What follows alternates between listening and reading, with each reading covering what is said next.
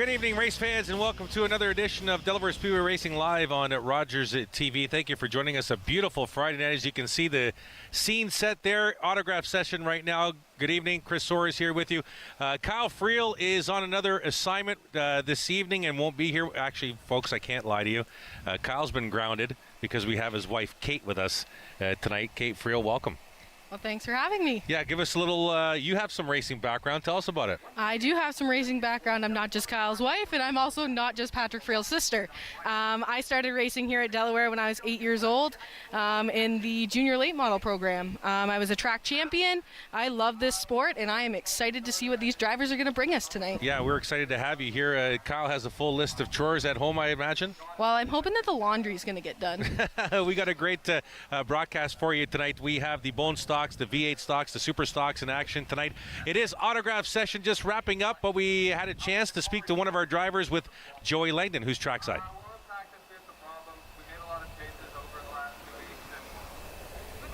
Thanks, Chris. I'm down here with probably the most popular man in the county, Trevor Culver. Trevor, I don't mean to interrupt. You got a long enough line, but you got a lot of fans here tonight. What's up with that?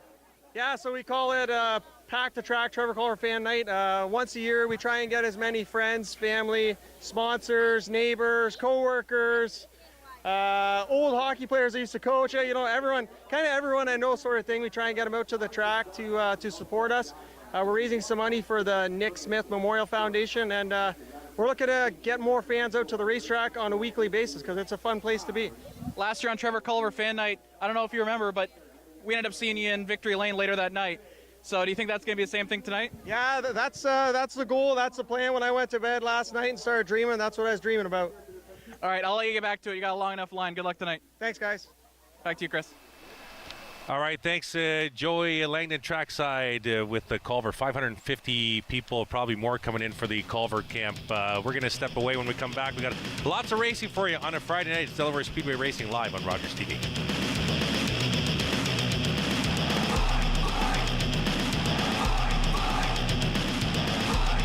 When you choose Pizza Hut, you're supporting a local, family-owned and operated business. We've been serving our community for over 35 years and take great pride in what we do.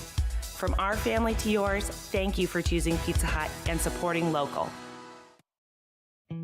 Most people that have received treatment for drug use problems are probably going to have a lapse. Join addictions counselor Dean Anderson for Invisible, Breaking Through the Stigma of Addiction on Rogers TV.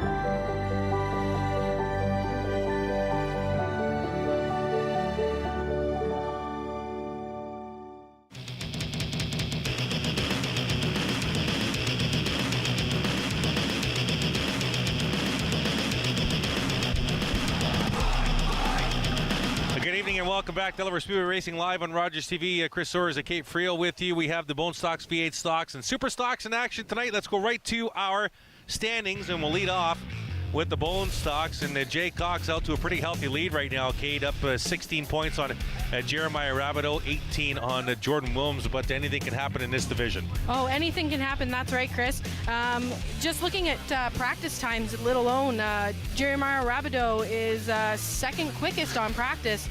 And Jason Lovey is first quickest, but Matt Langford's not there too far behind. So we might see a little bit of a shakeup in those standings tonight. Yeah, Langford and Rhea rounding out the top five. Let's move to the V8 Stocks. Fothergill, even healthier lead right now, 21 points over Doug Stewart. Dave Evison right there in third. Ferguson and McDonald, of course, they have the breakout rule in the V8 Stocks, 21.1 seconds. You can't go faster than that. No, as soon as you do that, we're stop and go penalties. So you don't want to be doing that. And fun fact, there was actually only one car that was under that breakout time in practice.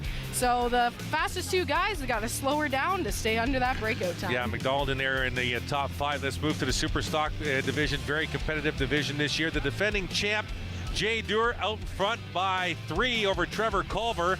who won the quick super stock feature race last Friday night. Carson Nagy right there, very tight at the top in this top 5, just separating by 8 points in top 5.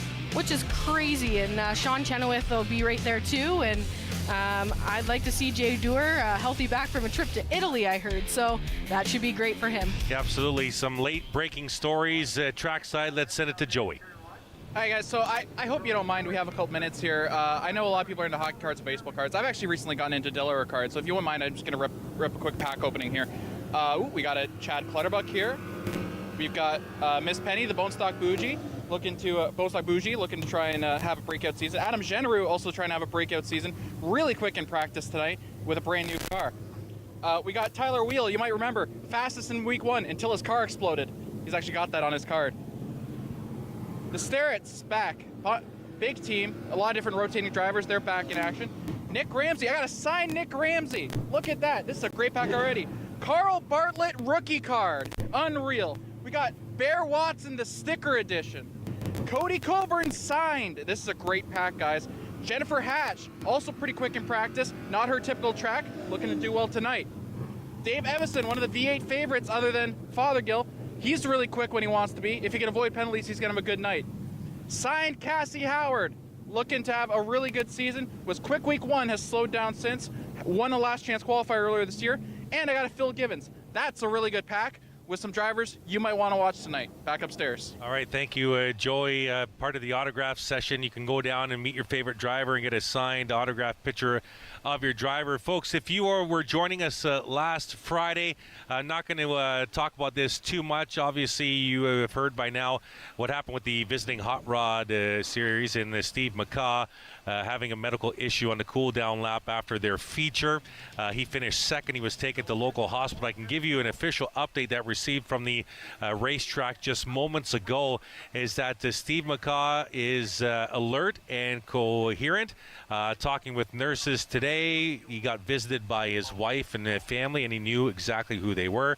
According to Delaware officials, still a little bit of a long road ahead for Steve McCaw, but coherent in the hospital right now and hopefully progressing. So that's good news, Kate. That is great news. All right, when we come back, we're going to go racing here on a beautiful Friday night from the half mile in Delaware, Ontario. Delaware Speedway Racing live on Rogers TV.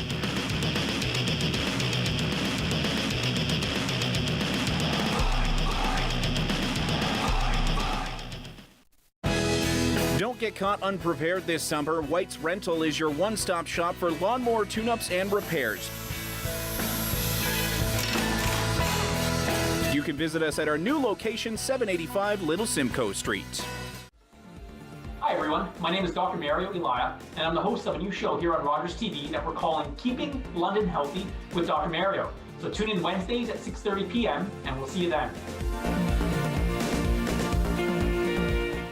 My daughter is 7 years old and has a frenemy.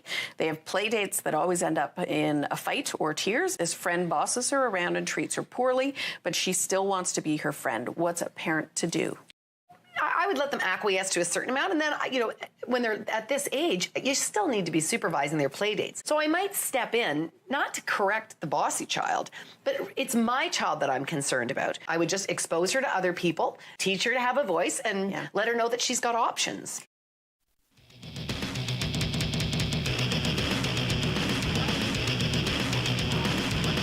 Welcome back to Delaware Speedway Racing live on Rogers TV on a gorgeous Friday night from the half mile in Delaware. Chris Soares, Kate Friel with you. We have Joey Langdon trackside getting set now for racing action to open up our scheduled heat races of the evening. We have the Bone Stocks in action tonight, the V8 Stocks and the Super Stocks as well. Could see a last chance qualifier for the Bone Stocks, but the heats are going to be scheduled at 10 laps, and the heats usually go from the average, the slower averaged vehicles to the faster averaged vehicles in finishing order.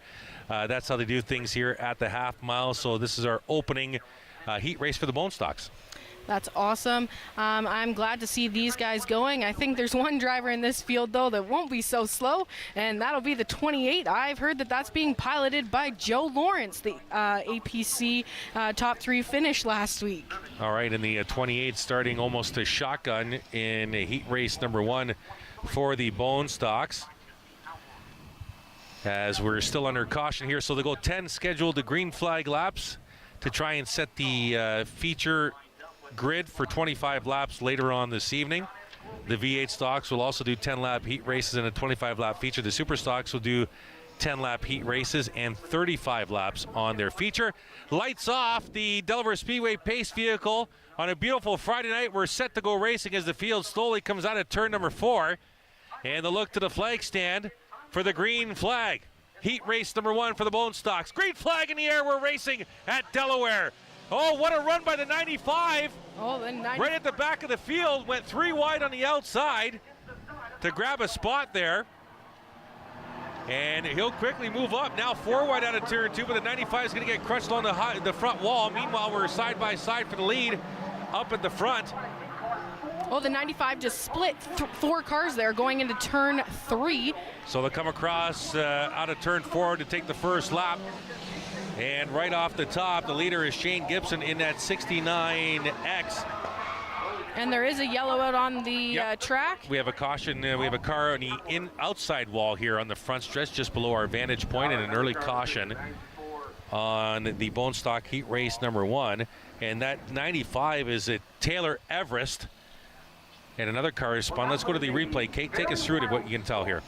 It looks like there was contact. The car just left our screen, but there was 2 cars involved.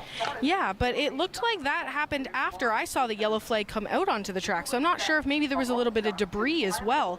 But it did look like they did get into it there on the front stretch. But I already seen the flag man waving the yellow. So I'm not sure if there was something else going on as well. That 95 who, I think we have another look at this, Kate.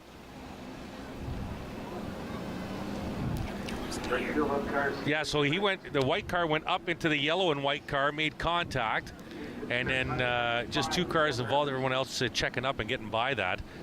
I was talking about the green 95, who's Taylor Everest, who went 4 wide on the restart on the high side of the front stretch, passed quite a few cars. Now the 95, Taylor being moved back because they're going to reset to the last completed lap. I think we've completed 1 official lap here.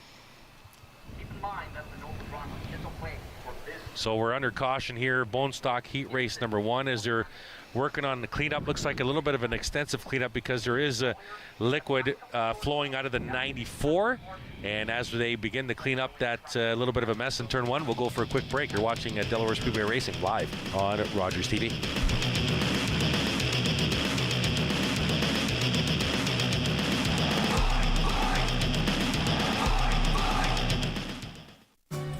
Do you have questions about menopause and the menopause journey? We've got you covered. Join us for the Modern Woman's Menopause Show, and hopefully we can give you some answers. And of course, my friends, don't forget to sparkle. I'm Mike Jack. I've broken multiple world records for eating some of the world's hottest peppers. Now, I'm challenging London restaurants to make some of the world's hottest food. Watch Jack Up the Heat Mondays at 5:30. It was the most enchanting evening of my entire life. Watch all your favorite heartwarming episodes of When Calls the Heart on demand. Be ashamed to put my talent to waste. And cherish all the seasons from the beginning. Well, it sounds pretty good to me. And be sure to join us July 30th for the much anticipated 10th season. This is so exciting. Fantastic! When Calls the Heart, seasons 1 to 9, only on Super Channel On Demand.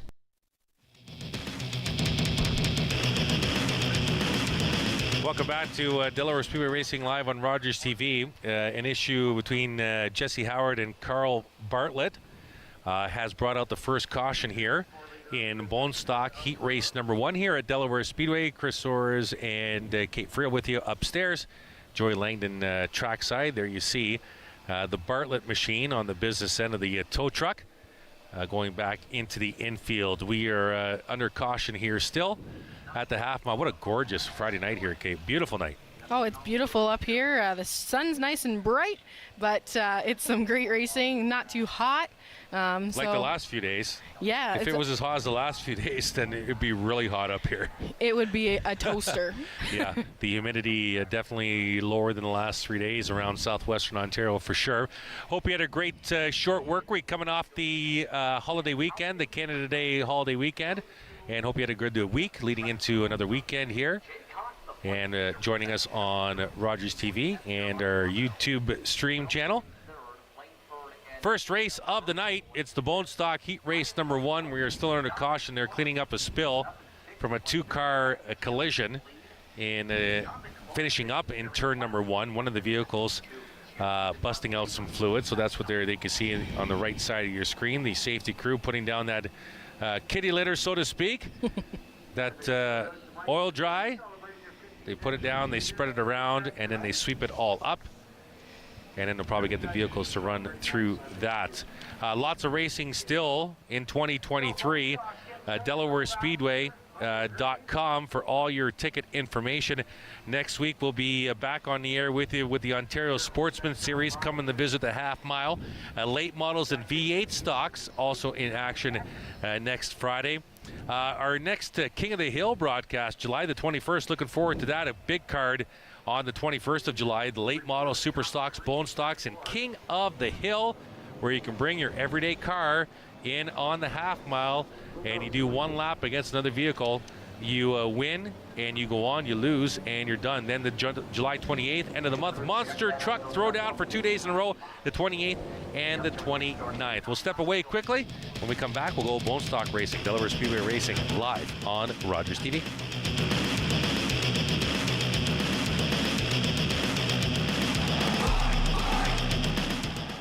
When you choose Pizza Hut, you're supporting a local, family-owned and operated business. We've been serving our community for over 35 years and take great pride in what we do. From our family to yours, thank you for choosing Pizza Hut and supporting local. Monday. My name is Philson Farah with Pillar Nonprofit as Program Leader of Birds Capital, and I am this week's guest of Pollinating Purpose.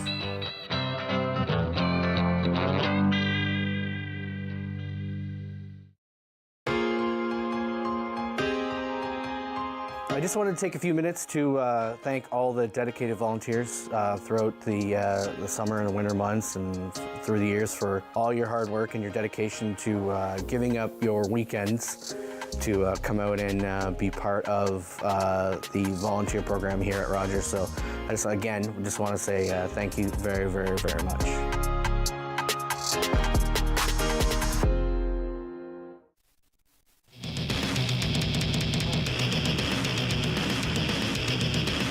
Welcome back to Delaware Speedway Racing live on Rogers TV. About to end our first caution of the first bone stock heat race of the night as the Delaware Speedway pace vehicle drops down onto the apron and into pit road. Shane Gibson and Ken Fraser up front to restart this race, and Fraser really high to look to the flag stand. Green flag, we're racing again with the bone stocks. Pretty even start at the front of this field. Fraser on the high side, Gibson on the inside as the field works turns 1 and 2. Here comes Fraser, nice little run up the hill, almost came down on Gibson. They'll drag race down the back. The rest of the field trying to, here comes that Everest machine, that green 95, who's coming from the back all the way to the front on the high side. Fraser will lead that lap. Also there is the 10 of Ian Levac. I believe that's the 10. The orange and blue machine, I could be wrong. We'll get Kate to verify that number, but attacking on the high side of the Fraser machine. Gibson's dropped back to 4th. Here comes Everest in that bright green 95 just on the right of your screen. New leader coming out of turn number 4. It's the 7 machine of Jimmy Hooper out front. Oh, contacted at turn 1. A couple of cars bouncing off each other.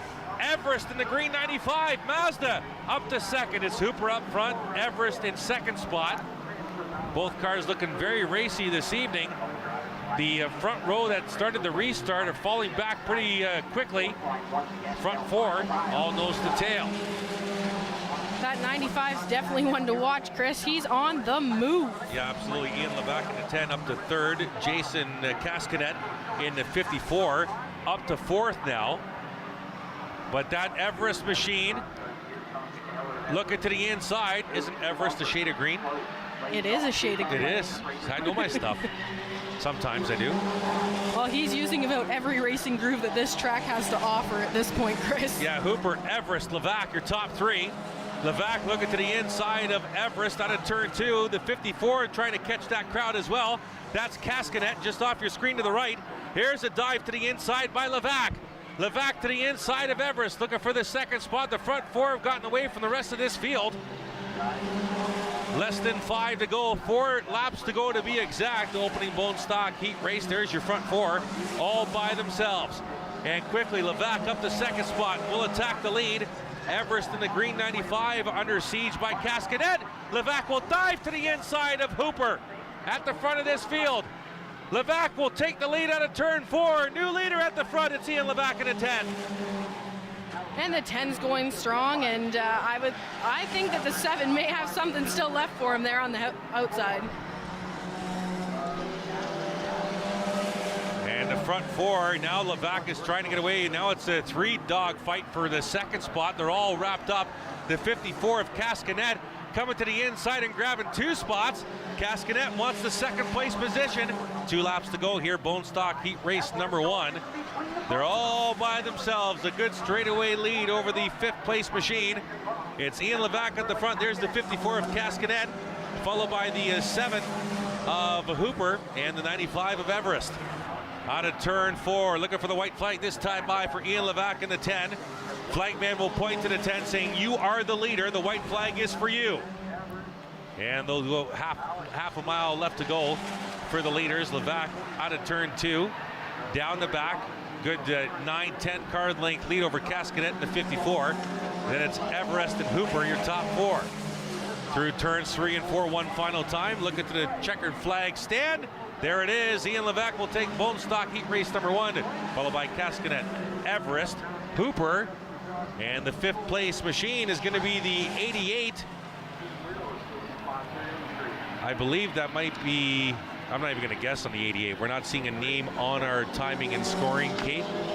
No, we are not. And I am looking it up, and I still got nothing. So okay, there's nothing in the program. Folks. We can tell you the 88 finished 5th. Is that a Howard stable? Is that a Howard machine? That is not a Howard machine. Not a Howard machine, okay. So bone stock heat race number 1 complete. There is your winner, number 10, Ian Levac from Strathroy, Ontario. And they'll take a quick photo there. And when we come back from break, we'll head to bone stock heat race number 2 on a gorgeous Friday night. Delaware Speedway Racing live on Rogers TV.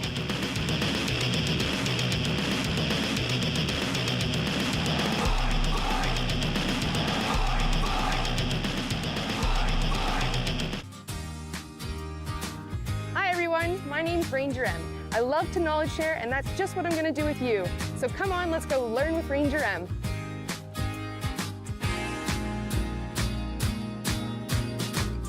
October 5th, 2014, my daughter was hit by a train.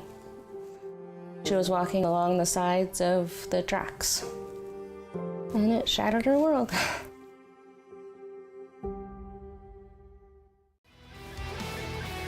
Yeah, it's a relatively even start to this one here. Both teams kind of just bouncing it around between each other's side. Swordbird is going to get another beautiful shot right into the back of that Fanshawe net there off a nice counterattack opportunity once again there. And they struggle when it seems as though they play teams that have the same mentality and the same game plan.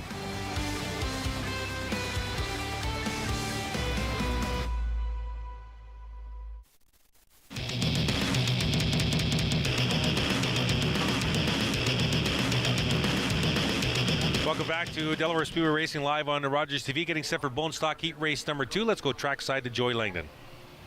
Thanks, guys. I'm here at the 94 Carl Bartlett, and as you might see, their sponsor is the Well, There's Your Problem podcast. And, well, there's your problem, Carl Bartlett. You just had heavy collision with Jesse Howard. There's a lot of damage to this 94 machine. They're not 100% sure they're going to get back for the LCQ. They're going to check Jesse Howard, who was able to finish the race, also has to do a lot of work to get that car in shape for the last chance qualifier, even though it did finish the race. And I see Jesse's looking for a call right now. I'm sure they're going to talk about the incident shortly. Back upstairs. All right, thank you, Joy. As you see the field getting set, just got a visit from half a dozen Strathroy Jets from the Western Ontario Super Hockey League. They just came up here to say hi to Kate and I. I don't want to talk about hockey yet, not for another month or so. Yeah, it's maybe not 2 that months. far off for us, No, it's is not it? that far off. Getting set now for Bone Stock Heat Race number 2. William Clausen in that yellow 64, the control car. We got Lovey on the outside. Jason Lovey at a Woodstock 21C. Out of turn 4, green flag in the air. We're racing Bone Stock Heat Race number 2. And Lovey is gone like he was shot out of a cannon. Into turn 1 by at least 3 cars already. And he was smart with that, Kate. He waited till Clausen initiated the start as the control car. And now Lovey is absolutely gone. Trying to counter Ellis coming up in the black number 90, quickly past the Clausen machine. So Ellis up to the second spot. Wollaston in the 11. Rob Wollaston trying to go to third. We got a car around. Oh, and that's the 78 of Justin Culver.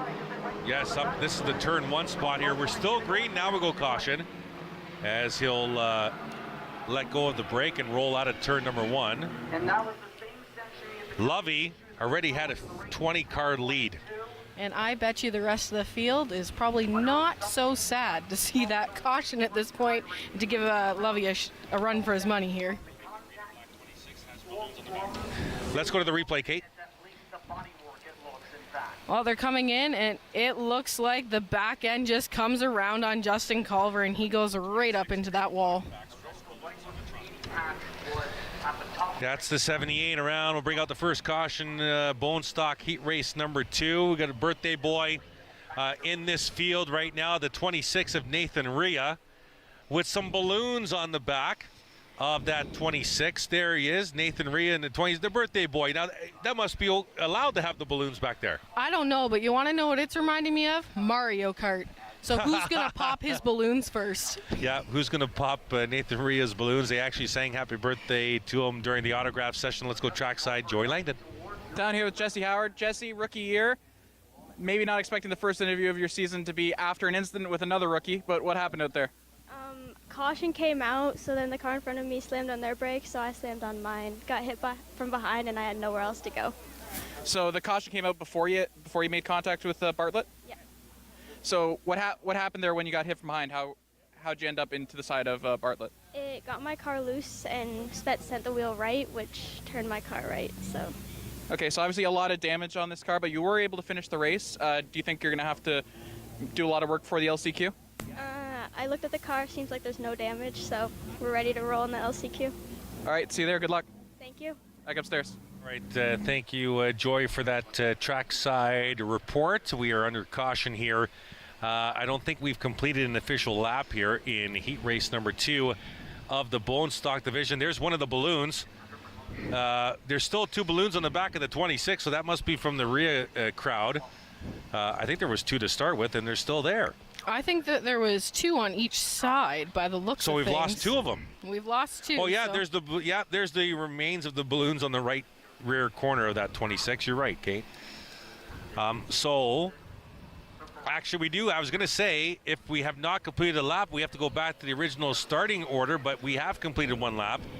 So Lovey will be the control car in the 21C. It'll be Connor Ellis outside, row number 1. Rob Wollaston, William Clausen, row number 2, as they'll get the white flag this time by from starter Scott Mackey. With 1 lap complete in Bone Stock Heat Race number 2. DelawareSpeedway.com for all your ticket information, event information, camping information, prices information, all you need to come in. Yeah, you can even find probably balloons being lost. Oh, right here we're going to find them. They go flying right off the car. Nobody even had to pop them. Oh, somebody ran, and it stayed inflated. Didn't the 59 run over that? Looked like it ran over the looked blue. like it went right over it, and that beat the 59 of Cassie Howard. Lights off the Delaware Speedway pace vehicle out of turn 4. Lovey and Ellis up front to look to the flag stand. Green flag, we're racing. Bone stock, heat race number 2. I would love to be the 6 of Chris Fairweather right in the toe of those 2 balloons of the Nathan Rhea machine. Lovey will grab the spot. Ellis to 2nd, Wollaston to 3rd. Clausen falling back on the high side, as Ellis is trying to keep that 21C of Lovey in view. I think that there's nothing better, Chris, than when they're going through 3 and 4 and all you can see is the balloons bouncing off the hood of the 6 machine. Yeah, Nathan Rhea, the birthday boy in that 26. Contact on a turn 2.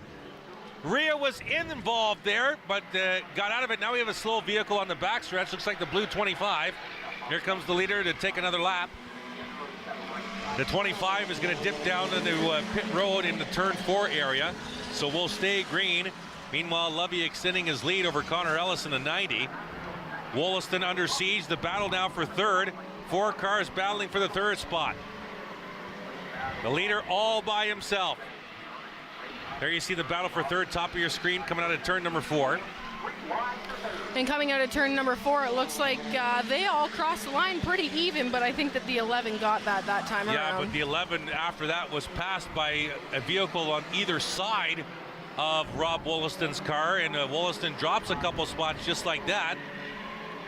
Lovey out of turn 4, cross flags in the air, halfway done.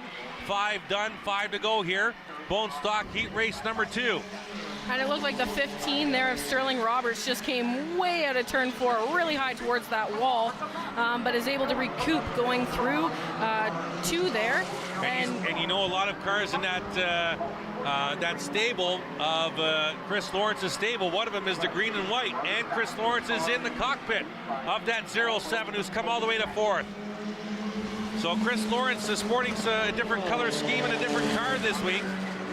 There's probably about 7 or 8 cars in that Lawrence stable. You can actually rent one of the vehicles to race, if I'm not mistaken. I think that's how it works. Yeah, they've got some rental cars as well as some full-time drivers. So Nathan Rhea, the birthday boy, to the inside of Wollaston. All the balloons are gone. 1 balloon floating down the backstretch into turn number 3. The other balloon is somewhere near the Tim Hortons in Kamoka, Ontario. Well, it's finally almost rolled right into the infield there. Jason Lovey in that 21C all by himself over a straightaway lead. 2 laps to go this time by. The battle is for the 2nd position. The 15 of Sterling Roberts has it. Chris Lawrence right there. Connor Ellis right there. Looked like the 90 of Connor Ellis is kind of falling off the pace here. Hopefully everything's okay with that car and he can get it ready here for the feature. As they come out of turn 4, take the white flag in the air for the 21C. We have a balloon high in turn number 3. That balloon is slow lap time to get back around to the start finish. Inside the last lap now for the 21C of Jason Lovey. What a lead. Over a straightaway lead through turns 3 and 4. The balloon is now gone, but the checker flag is in the air for the 21C of Lovey, dominating Bone Stock heat race number 2. Roberts will finish 2nd, followed by Chris Lawrence in the 07. Connor Ellis in the 90, and the birthday boy Nathan Rhea. Nice charge from the back of the field to finish 5th. Do you think that the balloons were a distraction tactic there, Chris? Possibly. Just before we go to break, let's go trackside to Joy. Here with the other Culver. It is Culver Appreciation Night. That does include you, however. I don't think the huge packed crowd over there expected to see the 78 pull off early that race. No, it's really unfortunate. I think the left rear brake was locking up, left rear brake was locking up. So we had issues in practice where I spun and backed into the wall, and I thought it was my fault. I'm kind of happy to know it's a mechanical issue, but still sucks overall. But wishing my brother good luck in his races. So that's what I'm saying. So it's an interesting, you're obviously here with BT Racing. I can see Miss Penny trying to diagnose what's wrong with your car right now. But and then you've got Culver Motorsports back there. Do you feel the love from the Culver connection, Culver crowd out there tonight? Personally, I don't think Trevor wants to acknowledge me on race days. He's got his own zone. But no, it's all absolutely great. And yeah, he's been an amazing help along with BT Racing, I'm really thankful to be driving for them. All right, well, I'm sure that big crowd of orange will look for this orange car in the LCQ. Good luck tonight. Thank you. Back upstairs. Thanks, guys. Thanks, Joey. Don't worry, folks. We're not going to burst your balloon yet. We're going to go to break. More racing to come. Delaware Speedway Racing live on Rogers TV.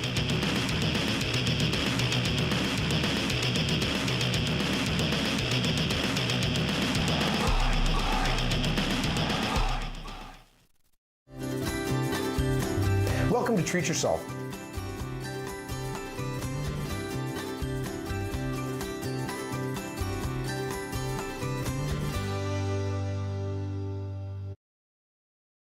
Every year, dozens of Canadians are killed or seriously injured because they take risks around railway tracks. Talk to your loved ones about rail safety. Visit stoptracktragedies.ca. Welcome to the Nashville Municipal Auditorium, where an incredible music experiment is about to get underway. You gotta have a great chorus. Every time I step foot on the stage, I feel alive. We are here to make stars. We're showcasing the 25 musicians who will be placed into 5 bands. One group will be dubbed the Supergroup and win a recording contract. This is y'all's moment to launch your whole career. Bandit, the musician competition. Premieres Saturday at 7 on Game TV. Welcome back. We are Green Flag Racing with Bone Stock Heat Race number 3. Welcome back. Chris Soares and Kate Friel with you. At the top, we got Brady Cox and Phil Givens at the front of this field. Cox in the 50, or sorry, Givens in the 50, Cox in the 24. This is the fastest of the 3 heat races for average time and finishing order.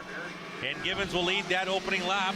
The rest of the field all bunched together, including some of our faster vehicles. Jay Cox in the 00 marked back in the field. Got the 5 of Rabideau out there as well.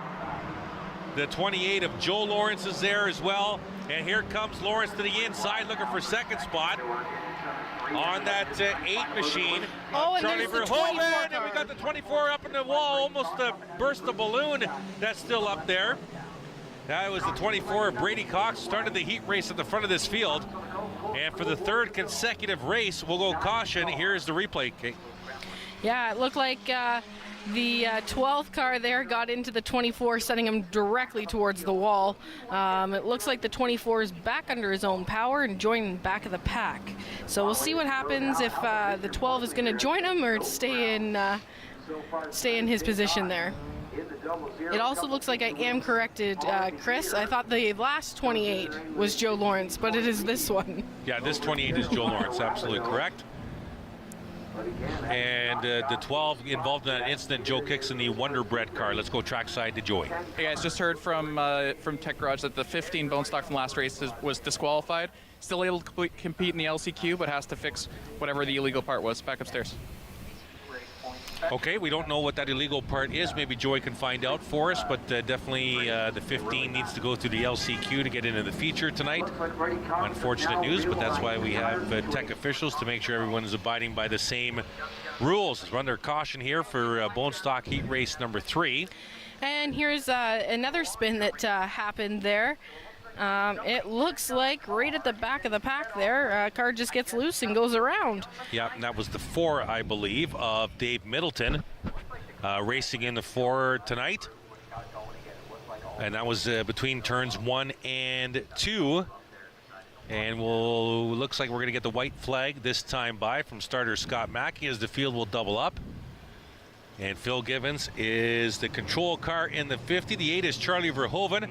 Will join Phil on the front row. Joe Kicks in the 12. Joe Lawrence in the 28, row number 2. The 69 of Mitchell Rawlings, the 52 of Donovan Clark out of Park Hill will be row number 3. As we get set for a restart here, we've had 1 caution in each of the first 2 races thus far, both in the bone stock division, and we hope to continue that trend with this being the only caution. Actually, we had 2, I believe, in the first heat race, 1 in the second, and 1 right now in the third. We have the V8 stock heat races coming up next. Lights off the Delaware Speedway pace car. It'll dip down under the apron in turn number 3 as Phil Givens will bring the field around. Looking for the Green flag from the flag stand out of turn 4. They'll hop into the restart zone right now. Green flag, we're racing. It's Givens and Verhoeven up front. They'll lead the field into turn number 1. Givens on the inside, Verhoeven on the outside. Givens with a little bit of an edge. Joe Lawrence looking very raceable. Push the 8 all the way down the backstretch. Joe kicks in the 12 right there. The 2 leaders will stay 2 abreast through turns 3 and 4. Joe Lawrence looking very racing. That 28 will dive to the inside. He'll force a 3-wide issue at the start-finish line. Lawrence on the inside. Givens trapped in the sandwich. And Lawrence kind of got out of that a little bit early. They'll push the 8 out of the way. And Lawrence now to the inside of Givens for the lead here. Verhoeven remains on the outside of Kicks for a battle for 3rd side-by-side. Givens will fight off Joe Lawrence. Good, impressive move on the outside by the 50 to stay there. Yeah, the 50's looking strong. Definitely holding his own there against the APC driver of Joe Lawrence. He is also a great bone stock driver. Here comes Joe Kicks, an impressive run up to the top 3 now in the white number 12. As some of the faster vehicles are now starting to come to the front, including Jeremiah Rabideau. He's up to 6th. Jay Cox in the 00, who's the points leader, is marred back in traffic. You get a point for your finishing position only in the top 10, I believe. So right now, the points leader out of the points positions. Now Jeremiah Rabideau off the pace.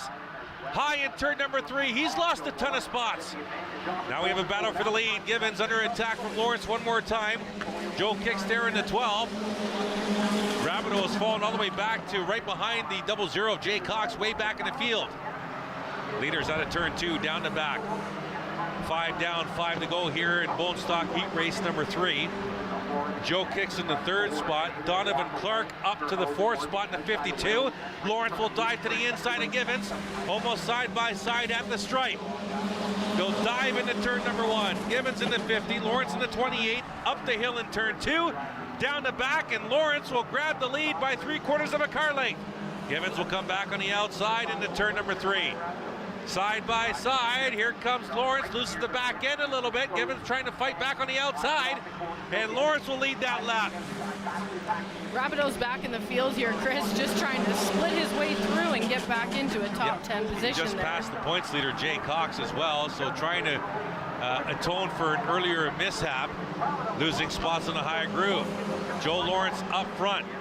Givens drops to 2nd. Here comes Donovan Clark. He's gotten around Joe Kicks up to the 3rd position now. 2 laps to go this time by. As the leaders work turns 1 and 2.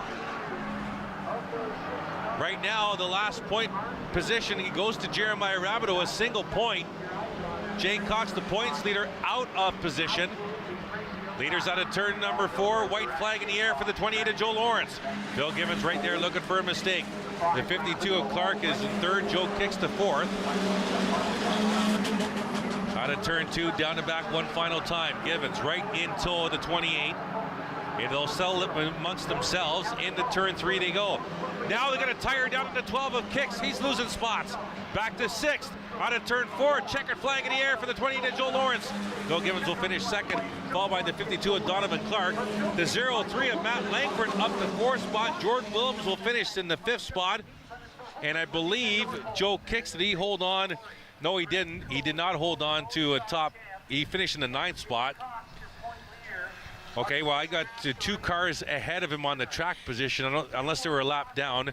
We'll have to wait for the finish order, but Joe Kicks might have held on. Well, I look like he's got a front left tire down on the 12. Let's go trackside to Joey. Down here with Nathan Rhea. Happy birthday, by the way, but got some interesting, let's call them aerodynamic modifications to your car. How is that tech conversation? We put it out there when we went out for our autograph session, and it's my birthday, and I come back after the tech garage. My wife put all these balloons all over my car, and I didn't even know going out into the heat race I had balloons on my car. Everyone kept saying we were playing Mario Kart. I didn't really understand what they were talking about. So, well, you kind of had the power up going because a couple of the cars behind you ended up having the balloon in their windscreen, having the balloon run over their tires. I mean, interesting dynamic. Do you think you're going to keep that going forward the rest of the season? If I can hold some bananas in here. Maybe next race I'll throw some bananas out. All right, well, good luck tonight in the feature race. Thanks, guys. All right, thank you, guys. Kudos to Kate Friel, who got the Mario Kart comment about 20 minutes ago. We'll be right back. Delaware Speedway Racing live on Rogers TV.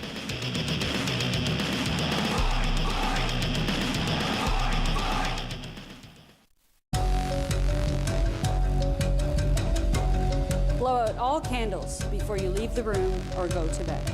Never leave a burning candle unattended. When you go out, don't forget to blow out. Jeff from Chillin' and Grillin' with Jeff. We're back for season 3. We've had the opportunity to see some great backyards and have some great barbecue. Join us, Chillin' and Grillin' with Jeff.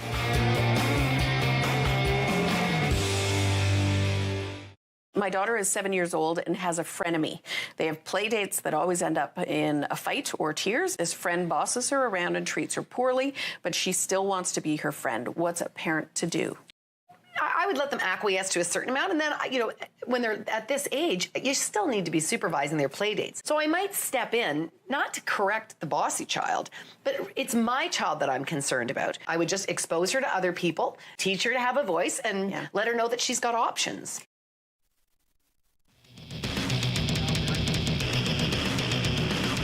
Welcome back to Delaware Speedway Racing live on Rogers TV. Chris Soares, Kate Friel up top, Joy Lane and Trackside. Moving now to the V8 stock division, and this is the division that we have a breakout time of 21.1 seconds. We'll have Kate tell you all about it right now before they go to green. So as long as the cars stay above 21.1 seconds, they do not have to have a stop-and-go penalty. Now, if they do drop below that time, they will go to a stop-and-go penalty, stopping on the track, letting everybody else go by. And when Kate says above, that means slower lap time than 21.1 seconds. Green flag, we're racing V8 stock heat race number 1. Kate's going to keep an eye on our timing and scoring. It's awesome because at the start of this year we had about 6 V8 stocks, and the field has grown steady. I think we've got about 16, 17 cars ready to do battle in 2 heats tonight, which is fantastic. They'll come across to take the opening lap. There should be nobody penalized on that lap because that was the ramp-up lap. Jeremy Broom, Jordan Morris out front, side by side. Morris in the 73, Broom in that yellow and blue, or orange and blue 93. And you'll notice that the field stays pretty close together because they got to stay slower than 21.1 seconds. It looks like that 73 of Jordan Morris is kind of shutting the car down a little bit and slowing down coming across that line. His first lap was a 21.12, so he's definitely right there, and he's trying to just stay with the leader, Jeremy Broom. So Jordan Morris, his fastest lap, 21.752. That's his fastest lap, so well above the 21.1. They'll stay side by side. And here is the thing for the cars that are trailing the leaders, Kate. If the leaders are not being penalized, the cars behind them know, okay, we can stay up with them because we're not going to get penalized either, and that's how the field bunches up. So now the field bunching up to now 4 battling, maybe 5 at the front of this field. With Morris and Broom still at the front. Here comes the 23 now of Jeremy Taggart up to 3rd spot. And they'll probably stay side by side as we pass the halfway point for the rest of this heat race. And then somebody will gamble and try and accelerate more than the other driver out of turn 4. And we've seen this happen week after week because of that breakout time. You see Broom going a little bit longer into turn 3 with speed before braking. We'll see Broom's time this time by. And Broom crosses the line at 21.473. So 0.3 of a second slower than the breakout time, which is good. Taggart up to 3rd. The 18 of Lance Groshek up to 4th now. As now that lead pack is slowly becoming 6 cars deep. With 3 laps to go in V8 stock heat race number 1. And still at the front, side by side, it is Morris in the 73, Broom in the 93. And as we've documented for quite a while now, they'll stay side by side in these V8 stock races week after week because they're all trying to stay no faster than 21.1 seconds around this half mile. Caution on the speedway. We got a car around between turns 1 and 2. And it's the 86 of Caden Patrick. So Caden Patrick will bring out the first caution of V8 stock heat race number 1.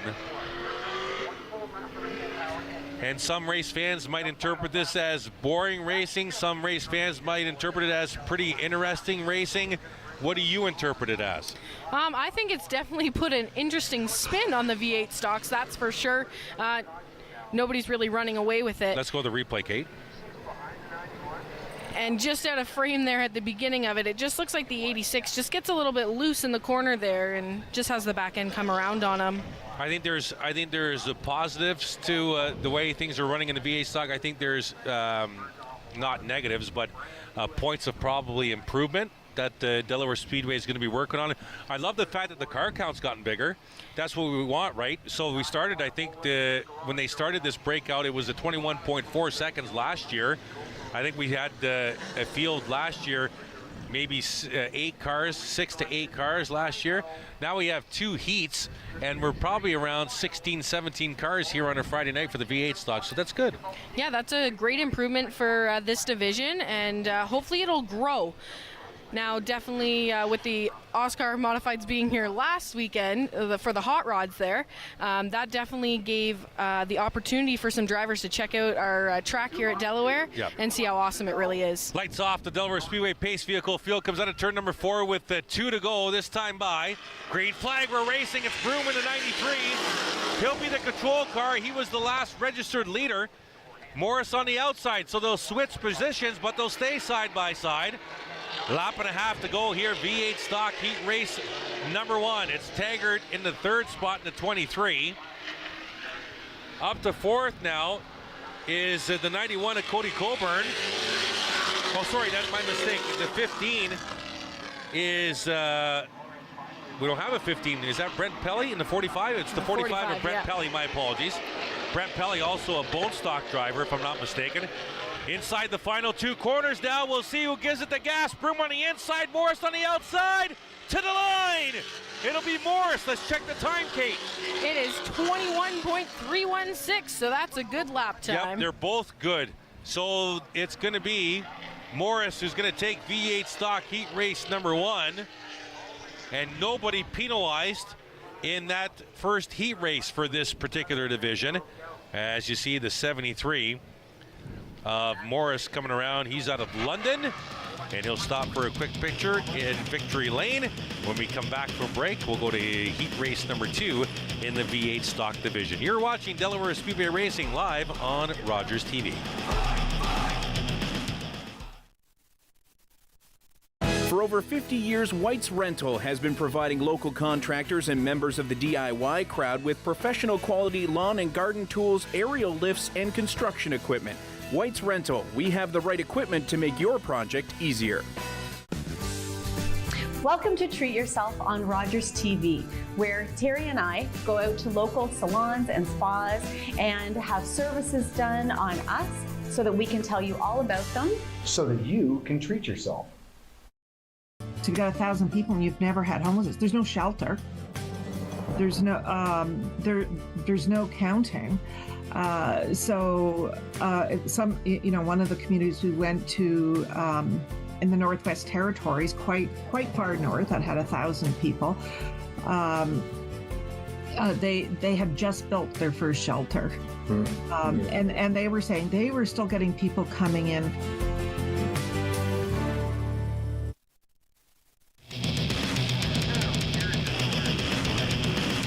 Back to Delaware Speedway Racing live on Rogers TV on a beautiful Friday night. Thank you so much for joining us on Rogers TV and our YouTube stream channel.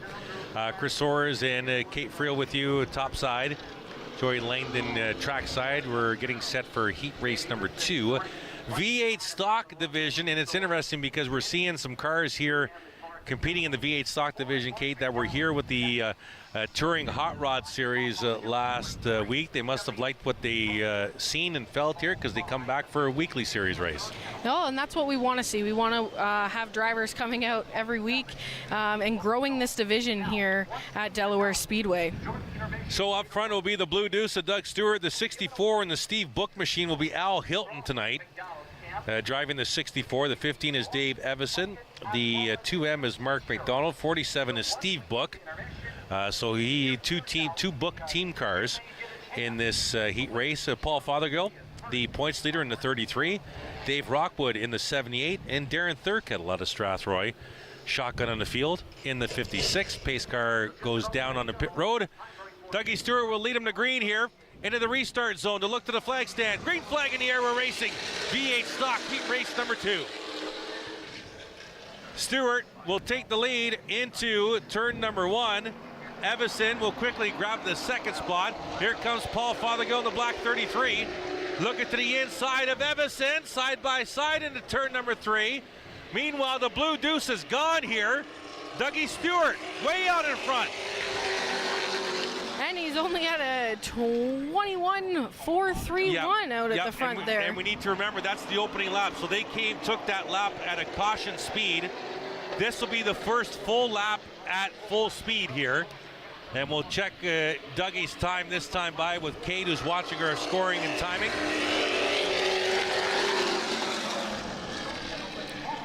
And he's backed it down a little bit from there, so he's still running pretty good. But Paul Fothergill is running a 21.33. So yeah, Fothergill's coming the points leader. Darren Thurkettle's come from the back of this field up to third in the 56, and Steve Book has followed him in. Now Book will dive to the inside for third spot. Steve Book in the inside, trying to get to the inside of the 56 of Darren Thurkettle. Fothergill up to second. Book and Thurkettle side by side for the third spot. Rockwood in the 78 up to fifth. Meanwhile, Doug Stewart's still up front. Now that 78 of Rockwood, he's on the move. Special night for him tonight as well, racing in memory of his sister as well. Group will come out of turn number 2, and down the back there you see the 56 of Thurkettle, the 78 of Rockwood. Rockwood looking to the inside, trying to outbreak Thurkettle into the corner, but Darren comes down and closes that door. The whole field now nose to tail out of turn 4. These guys are getting it week after week. They're starting to get it. Kate, we're seeing less and less cars breaking out.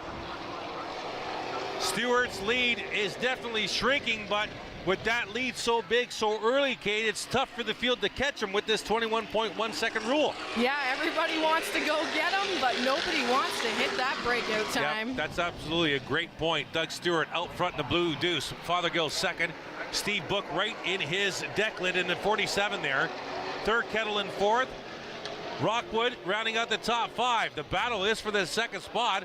Put a blanket over 4 cars there out of turn number 4. Fothergill in the 33. Book in the 47. Side by side into turn 1. Fothergill trying to mount a charge. They're trying to reel in that Blue Deuce. It'll be very, very difficult to reel in the leader with this distance. 2 to go this time by because of that breakout rule.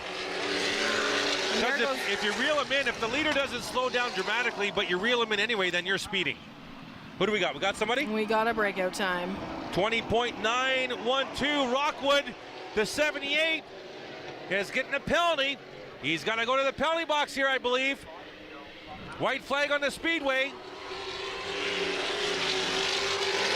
They would have radioed him. Let's see if he pulls out of the race here along the back. He is going to pull to the high side now, but he's not going to stop. Doug Stewart with the lead through turns 3 and 4. Battle for second. Book to the outside of Fothergill. Checkered flag in the air for Doug Stewart in the 2. Fothergill will just nip Book for second. And we'll check times here. Looks like everybody's good except the 78 of Rockwood. His fastest time was a 20.91. He broke out but never stopped. So we'll see what kind of penalty that is. And maybe Joy can look into what the penalty is if you don't stop when you break out. We'll be right back. More racing to come. Delaware Speedway Racing live on Rogers TV.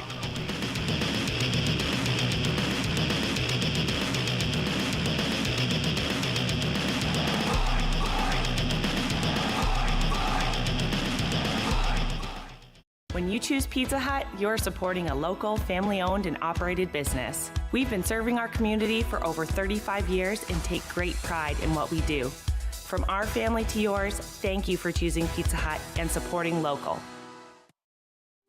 As each day passes, we have one guarantee. The sun will rise in the morning and set in the evening. Like the sun, you will also have a time to rise and a time to set. Hi, I'm Dan Naylor. I'm the host of London Lights, the show where we talk about notable Londoners who have made a big mark, big impact on the world of music, entertainment, sports, politics. Today our guest is Jonathan Hollow, Yuri Poole of the McCartney years, the one and only Jim Chapman, Peter Brennan of Jeans and Classics fame. London Lights, Thursday at 8:30.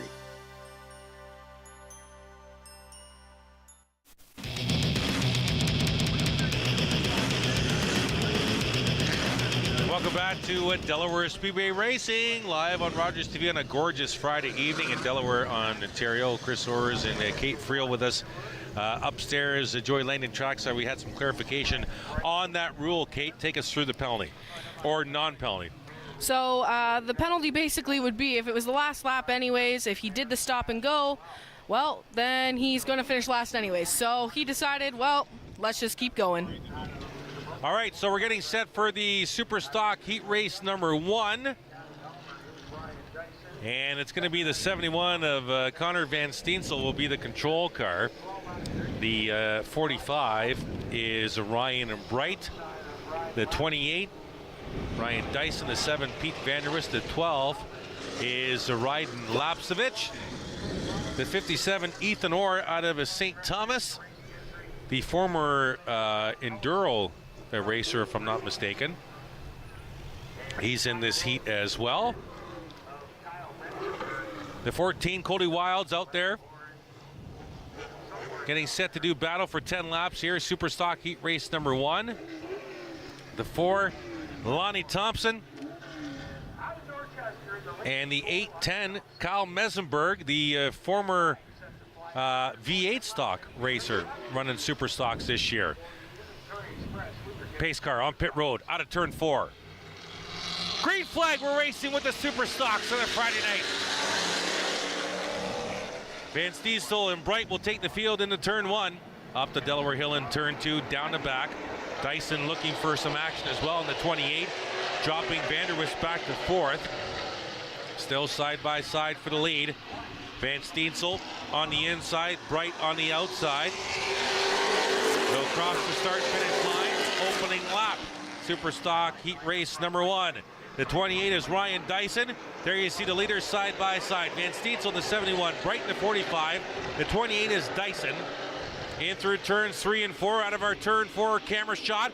Out of turn 4, down to the front stretch one more time. Give that lap to Bright in the 45. Leading that lap, trying to grab the lead, trying to get a good corner exit, but fighting back Connor Van Steensel on the inside. Yeah, it looks like Bright's got that outside groove just working for him, but Van Steetsel's not giving him anything to run away with here. Dyson looking to the outside as well. Bright will lead that lap. Vanderwist still in 4th, Lapsevich in 5th. Looks like we're going to straighten out coming out of 2 there. Yep, the leader now is Ryan Bright in the 45. Van Steensel trying to fight with him. Dyson right there in the 3rd spot. Vanderwist in the 7, in the 4th spot. Bright goes high out of turn number 4. Van Steensel trying to get a nose in here, and Bright will shut the door, diving into turn number 1. Out of turn 2, the field. Now Dyson looking for the inside of the 71 to no avail. The front 5 have broken away from the rest of this field.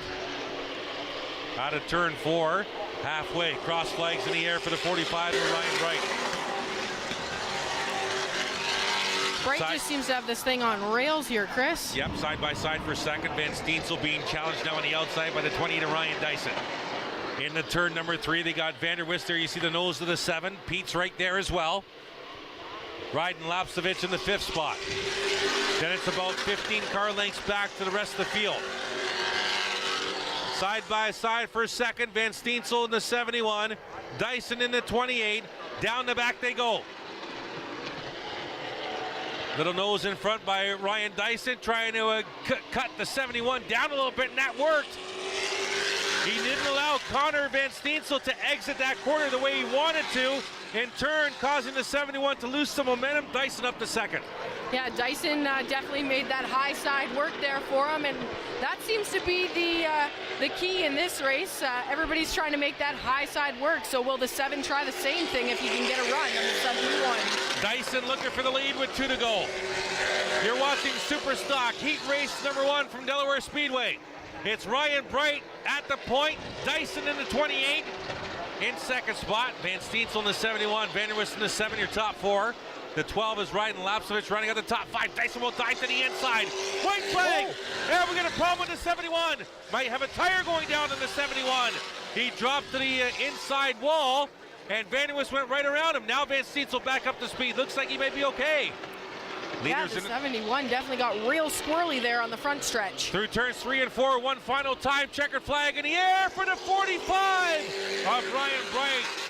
He'll win the heat race over Ryan Dyson, Pete Vanderwist Jr., Connor Van Steensel, Ryan Lapsovich, your top 5, followed by Brad Collison, Lonnie Thompson, Kyle Mesenberg, Cody Wilds, and Ethan Orr. That's your unofficial finishing order. Heat race number 1 for the Superstock division. And when we come back, as you see the 45 of Ryan Bright coming around to take pictures at Victory Lane. When we come back, the faster of the 2 heats from the Superstock division on the other side of the break. Delaware Speedway Racing live on Rogers TV.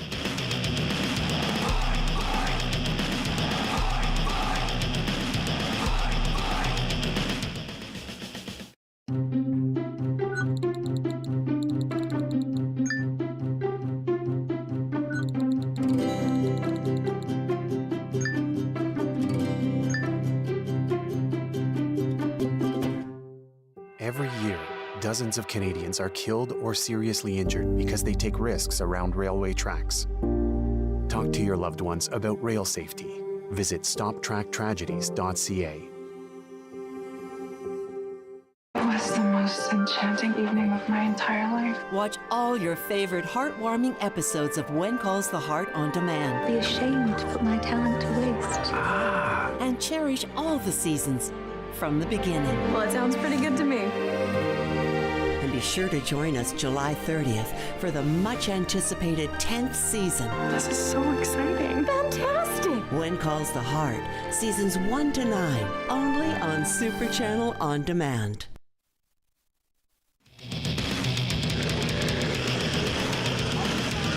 Welcome back to Delaware Speedway Racing live on Rogers TV.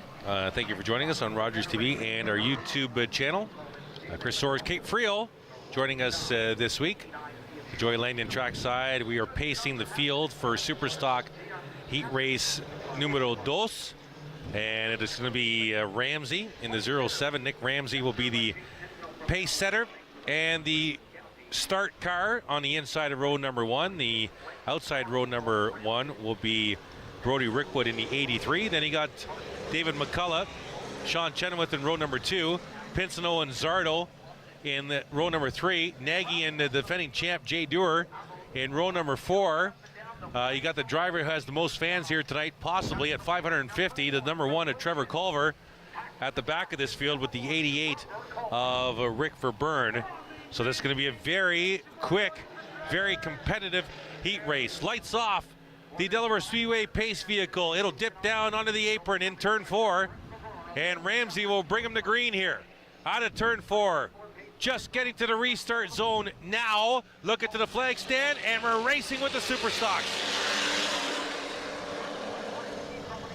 Ramsey, Rickwood, front 2. In through turns 1 and 2. Ramsey will grab the lead early. Rickwood in the second. Chenoweth trying to get past McCullough the third. Chenoweth will come all the way to the high side of Rickwood. Very late braking by the 89 of Sean Chenoweth, as Ramsey will lead that lap. The high lane's the one moving right now, and that's Chenoweth and Zardo in the 36 as well, coming on the high side. Front 5 trying to get away. Some fast cars in the back of this field as well, trying to catch that lead fivesome. There you see the leader, Nick Ramsey, in the turns 1 and 2. Chenoweth in the 89 on the high side of Rickwood in the 83. Then it's McCullough side by side with Zardo for the 4th position. Jay Dewar losing spots at the back of the field. Pinsonneau's gotten by Jay Dewar. Now 88 of Rick Verburn to the inside the 43. Yeah, those back 4 cars are side by side there, and it looks like Jay Dewar wants to go. Oh, he's loose out of turn 2. Problems with the 43. He's lost multiple positions now at the back of this field. Culver and Nagy got by Jay Dewar. As the front 3 now nose to tail. Problems on the defending champ, the 43. There you see him at the back of this field. He looks like he's back up to speed. Maybe got a little loose, but lost a few spots. Here's Nagy, contact with Verburn at the back of the field. Meanwhile, at the front of the field, nose to tail, front 6. And all of a sudden, Trevor Culver's passed 3 cars, and he's up to the 7th spot, trying to track down the lead 6-pack.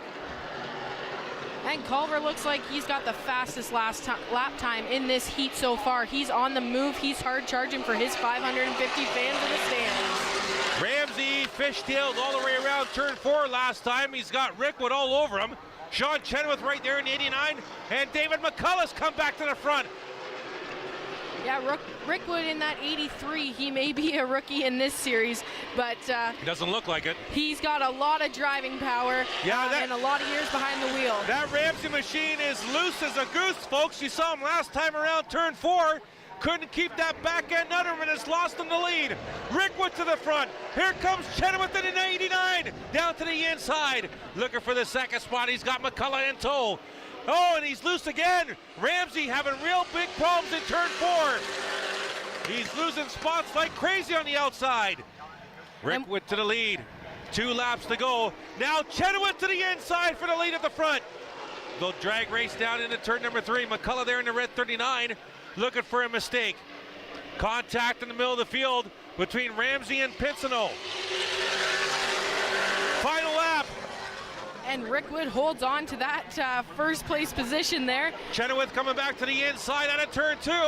Brody Rickwood, the rookie, trying to grab this heat race. Side by side into turn 3.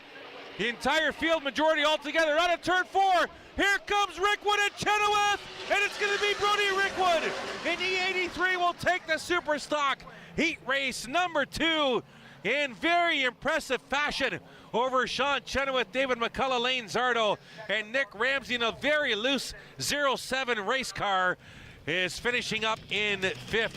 And then the rest of the field, great performance by the 83 of Brody Rickwood. Looks like coming up after the break, we will have a last chance qualifier for the Bone Stock Division. We'll be right back. Delaware Speedway Racing live on Rogers TV.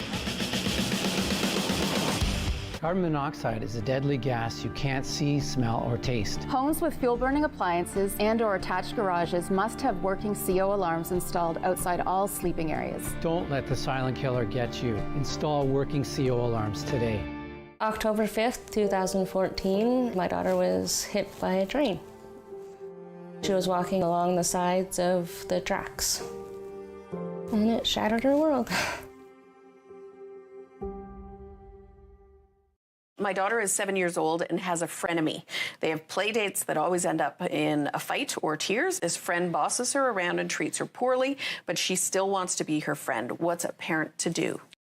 I would let them acquiesce to a certain amount, and then, when they're at this age, you still need to be supervising their play dates. So I might step in, not to correct the bossy child, but it's my child that I'm concerned about. I would just expose her to other people, teach her to have a voice, and let her know that she's got options.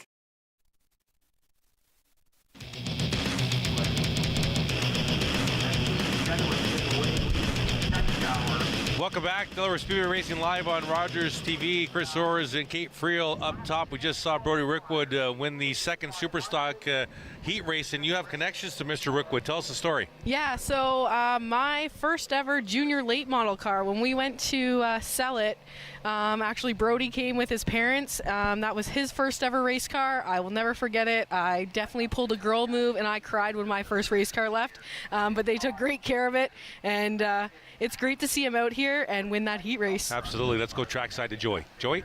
Down here with Ryan Dyson. Ryan, Great finish at the end there, really close. Does that spell good things for the future? Yeah, last week in the United Racing Series, the Quick Series race, we really got this thing turned around. We figured out what was wrong with it, and we were a bullet all night. So that's obviously carried into tonight. I'm really happy with the Douglas window and door number 28, and starting on the front row for the future. There's no better place than that.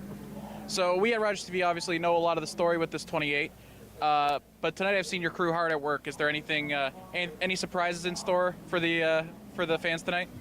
No, just look for the 28 at the front of the field. I'm really excited for tonight. I've been looking forward to it all week since last week, and crew always does a good job. I have the best crew at the facility, I think, and we're really happy with how things are going for us. Kind of playing heel tonight. There's a lot of orange in the crowd, not a lot of blue and yellow, but do you feel that energy coming from the crowd? It's a big crowd tonight.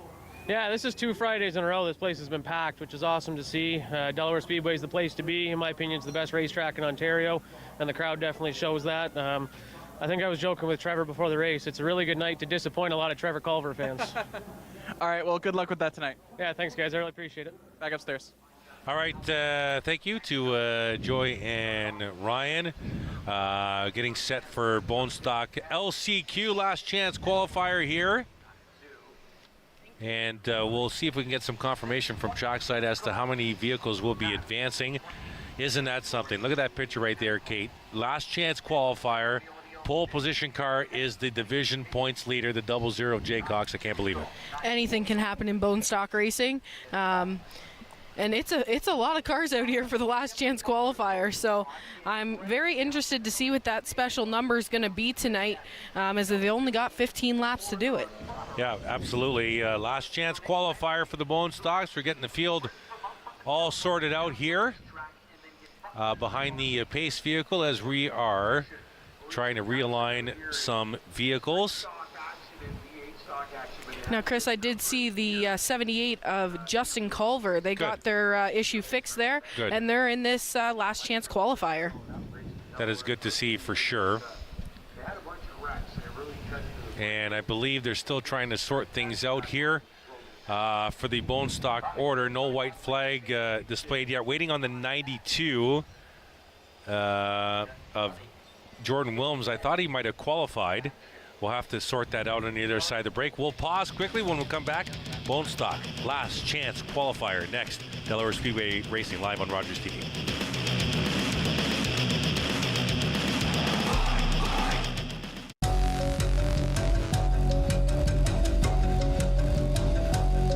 Don't be distracted and leave your cooking unattended.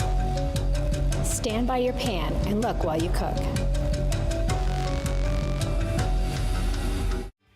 Jeff from Chillin' and Grillin' with Jeff. We're back for season 3. We've had the opportunity to see some great backyards and have some great barbecue. Join us, Chillin' and Grillin' with Jeff.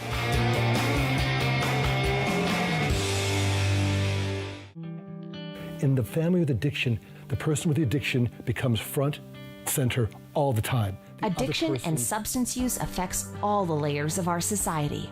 Everything was about trying to out him and fix him, and I was just done. I always felt kind of different. I never felt the same as other people. Join addictions counselor Dean Anderson for Invisible, Breaking Through the Stigma of Addiction, on Rogers TV.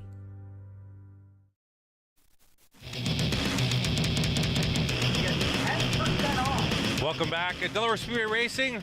Beautiful Friday night. Welcome to Rogers TV, another edition of Delaware Speedway Racing here. Gorgeous Friday evening. Hope you had a fantastic short work week, and thanks for joining us. Chris Soares and Kate Friel up top. Joy and Langdon trackside, getting set for the Bone Stock LCQ. There you see the 00 of Jay Cox will lead this field for 15 laps.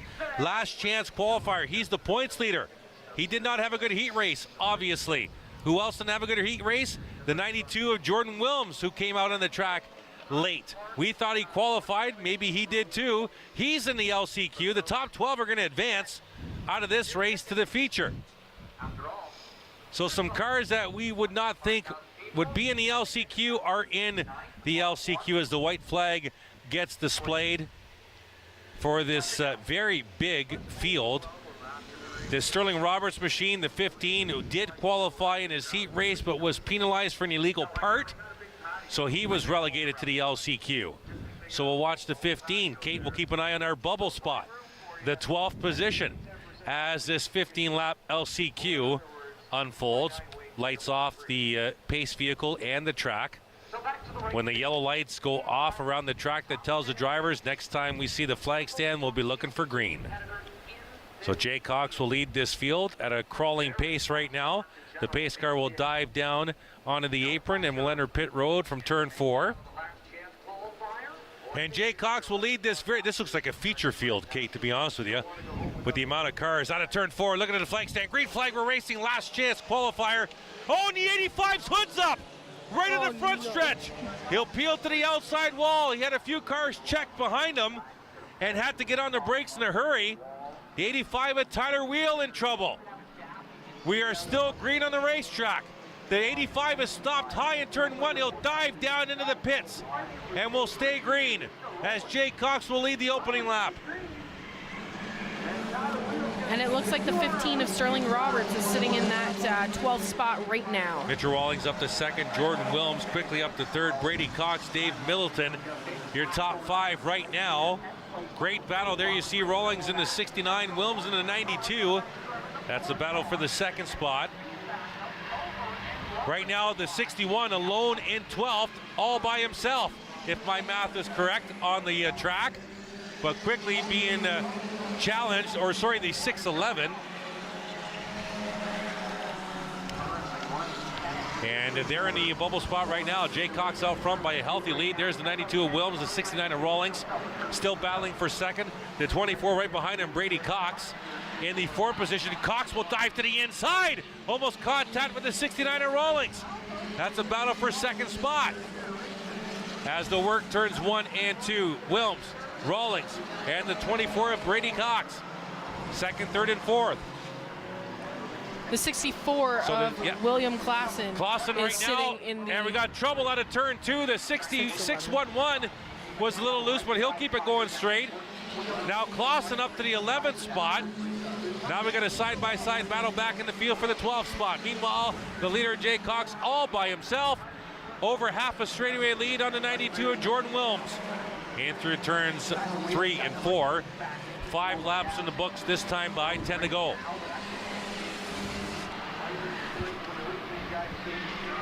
The Sterling Roberts machine up to 5th in the 15. And right now the 611 is holding down the 12th spot and battling for that 12th spot. And that is,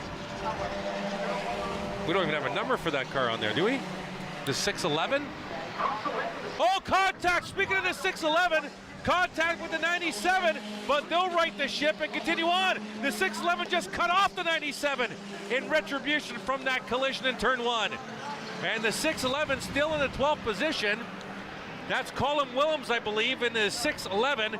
17 on your scoring and timing, 611 on the car. Followed by the 97 of Jesse Herzl. That is your battle right there in the screen. And Herzl to the inside to 12th spot for the bubble spot right there. Jesse Herzl in the 97. Here comes, oh, look out! Fighting back on the outside, Colin Willems again. That's a great battle for the bubble spot. As the leader's coming up right behind this battle. The leader's on the same, there you see Jay Cox behind 6 cars there. He's the leader. The battle for the 12th spot at the front of this pack we're watching right now, the 611 of Colin Willems, the 97 of Jesse Herzl. That's your transfer spot, the final one. Here comes the 14 on the outside, that's Hannah Lamont. Out of nowhere. And there's the leader, Jay Cox in the 00. They'll go 3 wide on the outside of Lamont to grab all these spots. 3-car battle for the bubble spot. The 611 right there of Colin Willems, he has it. And trying to hold on to it. 3 wide, Willems on the outside. Contact with Willems in the 2nd spot. Hannah Lamont got into the left rear of the 92, and Jordan keeps that car going. As the 97 of Jesse Herzl brake checks into the corner, down to the inside of Colin Willems, right down to the apron. And the 97 is going to lose a ton of spots and way off the pace. So the next challenger for the 611 of Willems is the 14 of Lamont. And she Lamont goes around. Lamont gets hit by the 25 in turn 4, and we're cautioned on the speedway. And the 25 got into Hannah. And the 25, Adam Genereux out of London, getting into the 14 of Hannah Lamont. And caution on the speedway will reset the field. Sterling Roberts with a great recovery after being penalized in his heat race. He's up to third now. Let's go to the replay, Kate. And here's the replay. Yeah, it looks like the 14 of Hannah Lamont just drives her in there, and the back end does come around. She gets loose and unfortunately collects the car behind her. Yeah, Adam Genereux in the 25.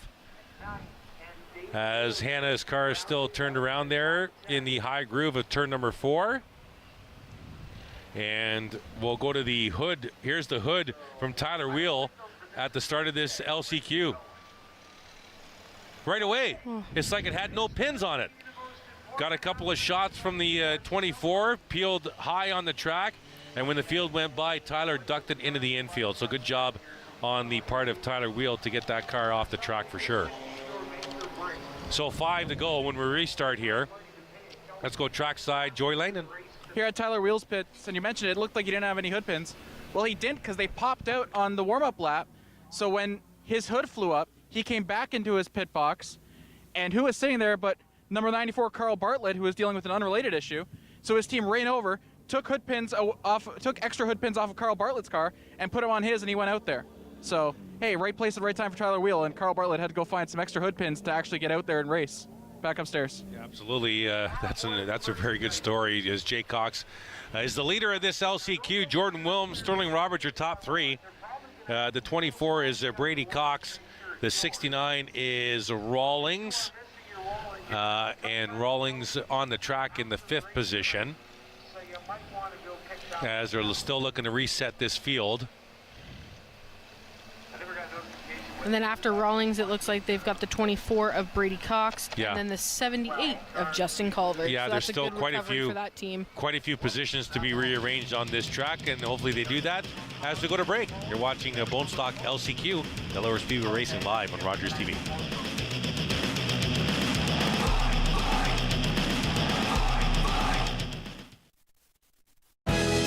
Don't get caught unprepared this summer. White's Rental is your one-stop shop for lawnmower tune-ups and repairs.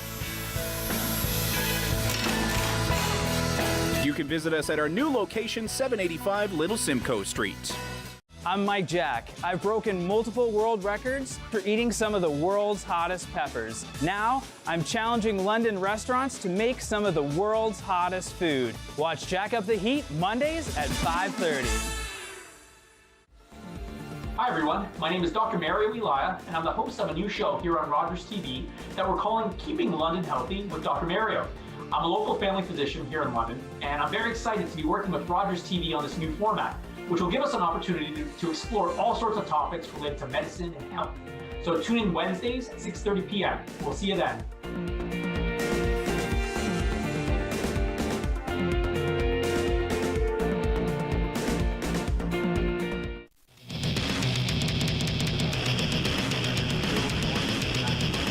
Welcome back to Delaware Speedway Racing live on Rogers TV, and we're just 5 laps to go in this Bone Stock LCQ. 2, 4, 6, 8, 10, 12. I think the 12th car is a 64 William Clausen, according to how they're lined up on the track. So the 64 is the one to catch if you're outside the top 12. The top 12 advancing to the feature. It'll be Jay Cox has decided to take the outside position on this restart. We had the choose rule last week for the visiting touring series. The dot is still by the start-finish line. I'd like to personally see the choose rule in play for the weekly series, but we'll see what the officials do for the remainder of the year. Out of turn 4, looking at the green flag. Cox on the outside, Wilms on the inside. Green flag, we're racing LCQ, 5 to go. William Clausen, that yellow 64 machine is your 12th place machine, the final transfer spot. And trying to get away from the rest of the field. Meanwhile, Cox up front. Here comes Roberts to the inside of Wilms for second. Sterling Roberts has come from a disqualification in his heat race from an illegal part to up to second spot in the LCQ from starting near the back of the field. Impressive run by the 15. And it looks like on the scoring here, we have the 28 BT, which would be Aiden Eckert as being the bubble car there. Moving on to the final feature. Yeah, I think I'm going to go with what's on the track right now, Kate, because they started the lead lap cars at the front of this field in the restart, and 12 cars back is the 64 of Clausen. Yeah, so there must be somebody missing on the track that's showing on the screen. We're showing Clausen in the 11th spot, but on the track, race fans, he's in the 12th position. So we'll have to see how this plays out. 2 to go this time by for the leader, the 00 Jay Cox. You know what I'm saying? He's showing 11th on the computer, but 12th on the track. So there's a little discrepancy here. We're trying to figure out what that is. So here's Hannah Lamont. There's the 64 inside the 28 for the 11th position on the track. Hannah Lamont just off your screen to the right. She's in the 13th position, trying to catch that 28 of Aiden Eckhart. Yeah, I've got the 20. The 28 now is the bubble car. Yeah, now because Clausen just passed the 28, we're into the white flag as the leader works turns 3 and 4. Out of turn 4, Cox will take it from Roberts. We'll about go to the backstretch here to watch the battle for the final transfer spot. The 28 of Eckhart has it. The 14 of Lamont has it. 64 is good. William Clausen's in 11th. There's the 14 trying to catch the 28 out of turn number 4. And Eckhart will be the final transfer spot. From what Kate was saying, dead on. The 28 will finish in the 12th spot. And we'll get the final transfer slot. So good battle there for the final transfer. Yeah, that was a good battle, and it's good to see that the transfer spot still had a battle going. Yeah, absolutely correct. That'll conclude heat races and LCQ from another Friday night at Delaware Speedway. Let's check in with Joy Langdon Trackside. Down here with the number 94, Carl Bartlett. You were pretty animated coming into the pits. Real frustrating night. Didn't quite recover the car after the incident in the heat race. What happened? We got real close to getting it ironed out again, just hacked together. I had a lot of help from a lot of people. I've been battling transmission issues all season, and I felt like I finally got it ironed out, and I got to feel it for one corner and then immediately into the wall. And just now I've blown my transmission cooler lines. I got to do it all over again. But I got to thank everybody for the help. I got to thank the number 64 car for the spare radiator that was really hard to get. Tyler Wheel from Ingersoll Automotive, he's one of my sponsors, and he helped me thrash on the car. Chris and Penny from BT Racing, my sponsor, Well, There's Your Problem podcast, and of course Wampum Fuels for sponsoring the class. But I don't know, I'm limiting myself to one all year, okay? If you may point at the car. Well, there's your problem. All right, so you're done for tonight, but sounds like you got a plan for the week ahead for next race. Yeah, I think I just got to get it back to where it was. It was maybe shed a little bit of weight. It was feeling really good, and that's really my goal. Where I'm at in the standings this year is just get a little faster each week, and even though I wrecked out, I think I did that this week. So I'm mad. I'm real mad, but I'm also not mad. I don't know.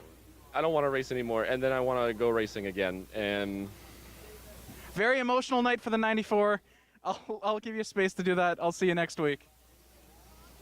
Back upstairs. Decisions. We don't have any problems with decisions because we're deciding to come back after break. More to come. Delaware Speedway Racing live on Rogers TV.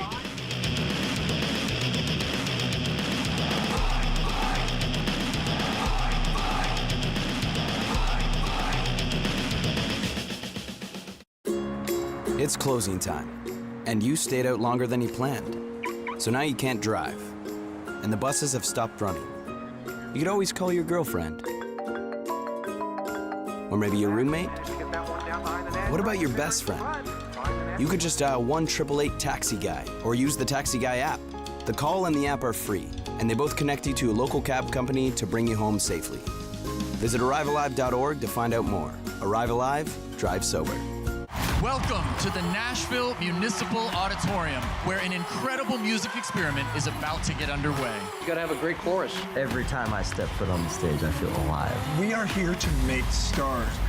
We're showcasing the 25 musicians who will be placed into 5 bands. One group will be dubbed the supergroup and win a recording contract. This is y'all's moment to launch your whole career. Bandit, the musician competition, premieres Saturday at 7 on Game TV.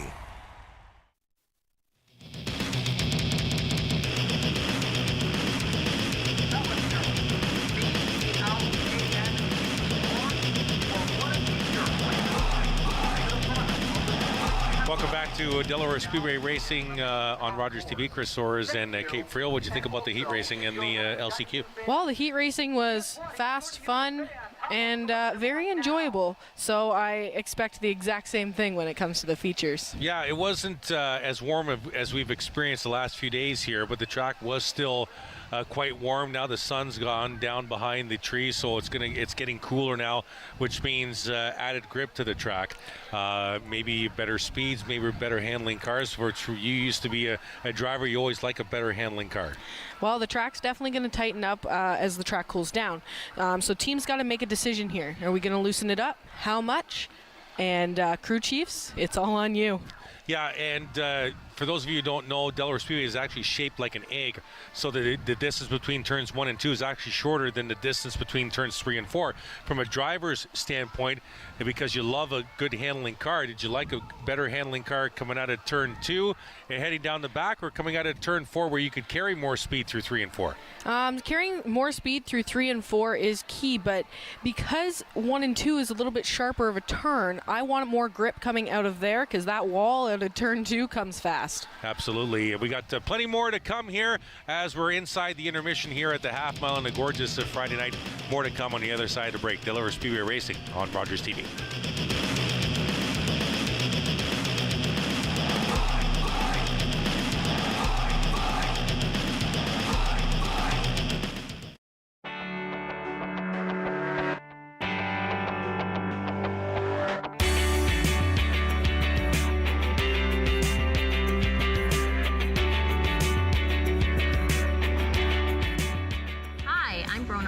And I'm excited to be the new host of LDN ONT TV. Join me and my guests as we discuss the topics trending here in London, Ontario. Tune in Thursdays at 6:30 only on Rogers TV. Hi everyone, my name is Dr. Mario Elia, and I'm the host of a new show here on Rogers TV that we're calling Keeping London Healthy with Dr. Mario. I'm a local family physician here in London, and I'm very excited to be working with Rogers TV on this new format, which will give us an opportunity to explore all sorts of topics related to medicine and health. So tune in Wednesdays at 6:30 p.m. We'll see you then.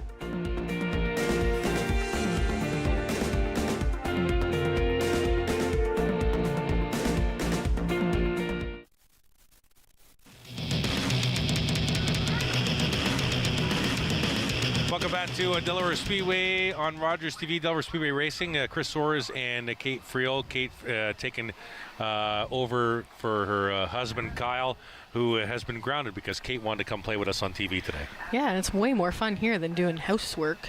Split screen. Let's go trackside to Joey. Down here with Ryan Bright. Ryan, really dramatic heat race out there. What did that look like from your eyes? Well, I knew it was an exciting one. I knew there was a lot of pressure behind us. Starting on the outside is always tough on the high side, but we had a great battle with Connor there. His car's fast. We were able to hang on the high side. Dyson's been quick. He's coming, so I knew he was going to be on our bumper. Luckily, we weren't the fastest car, but we were able to hold him off to the checker. So, and that's worth noting because you were out there with some really quick cars, some championship contenders, and you were holding them off for a lot of it. In fact, you were right up front for almost that entire way. Had some really good moves there. Do you think that bodes well for the future? I think it's going to help. The car's not where we want it, so we'll try a few things, see if we get a little better. There's a lot of fast guys and good contenders in the second heat that we're going to be facing in the feature, so it's going to be a tough go, and hopefully we can hang, as long as we can, hang up front. So you said you're realistic about what your goals are this season so far. Going into the feature tonight, obviously you always want to win, but do you have a goal in mind of what would be really great for the 45 team to do tonight? The best thing for us would be bring it home without any damage. We've had a rough season, a few heavy damage nights that really hurt us. Not the season we wanted to start with. The car's been great. We're just kind of chasing, fine-tuning it. But realistically tonight, if we could pull top 5, we'd be really pleased. All right, good luck tonight. Thank you very much. Back upstairs. All right, thank you, Joy and Ryan Bright. I just got a text actually from Kyle. He says, "Wow, my wife's pretty good." So there you go. Well, he better think so. You're doing a fantastic job. For people who might be interested in coming to watch live racing here at Delaware, Ontario, but haven't been here to the half mile for a Friday night or a Saturday, what can they expect? Well, it's for the whole family. I have a 2.5-year-old, and she loves it out here. She says that the super stocks and the late models are a little loud, so maybe a little bit of ear protection for the younger ones. But it's definitely a great time out here. You can sit on the hill with a blanket in your own chairs, or you can join in the grandstand, or there is the Oval Office, as it's called. Yeah, or you can catch souvenirs from the safety crew slingshot.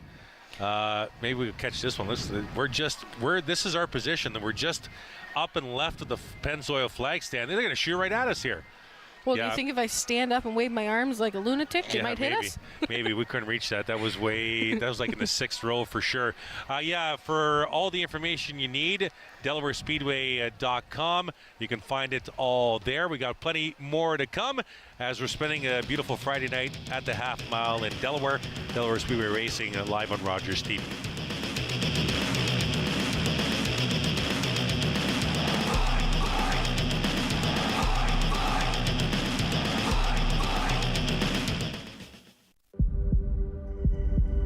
We can be hurt. We can be bruised. We can be broken. Slowed down, confused, and even numbed. But we can't be defeated. We're built on a foundation that's strong. Our mission, unwavering. And together we'll beat as one. Monday. Validating Purpose is a new show all about supporting organizations seeking to have social impact in the work that they do. Whether nonprofit, for-profit, or social enterprise, grassroots organization, you'll learn key considerations to starting or growing your social purpose business in a long-term and sustainable way. Pollinating Purpose on Rogers TV.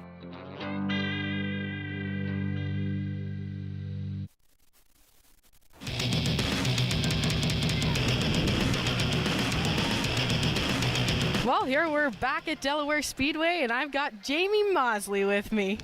How you doing? I'm good. I mean, this is a different scene for us being up here talking instead of at, a hockey rink or something like that.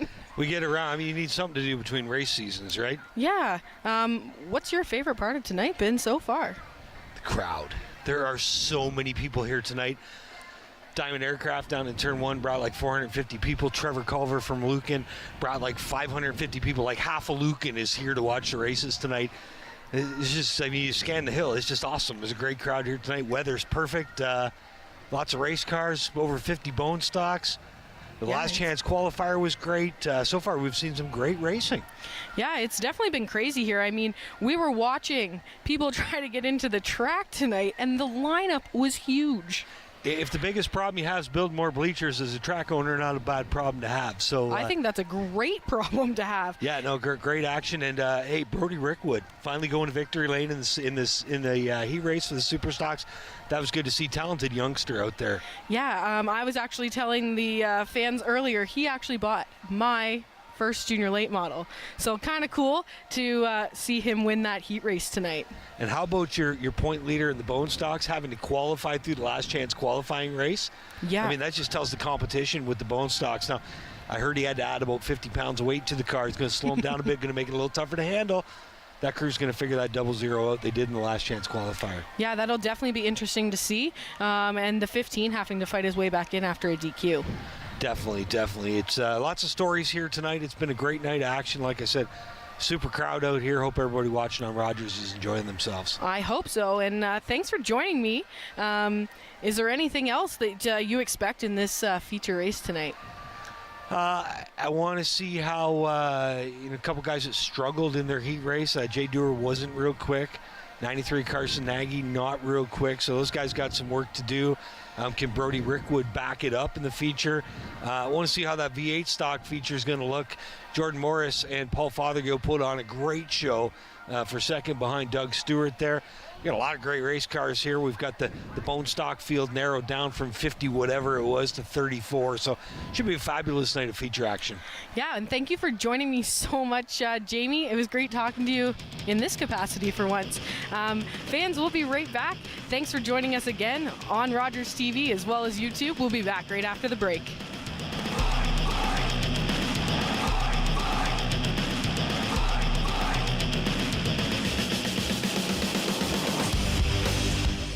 Every year, dozens of Canadians are killed or seriously injured because they take risks around railway tracks. Talk to your loved ones about rail safety. Visit stoptracktragedies.ca.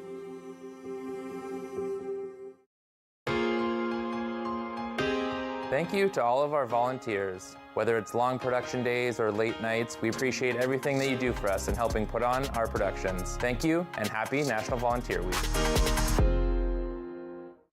My daughter is 7 years old and has a frenemy. They have play dates that always end up in a fight or tears. This friend bosses her around and treats her poorly, but she still wants to be her friend. What's a parent to do?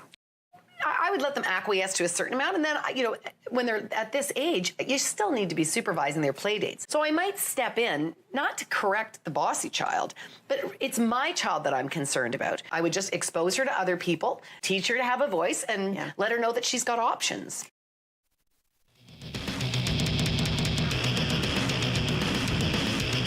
Welcome back to Delaware Speedway Racing on Rogers TV. Chris Soares and Kate Frill, you saw there just moments ago the Bone Stock feature getting set on Pit Road. Let's check in Trackside with Joey Langdon.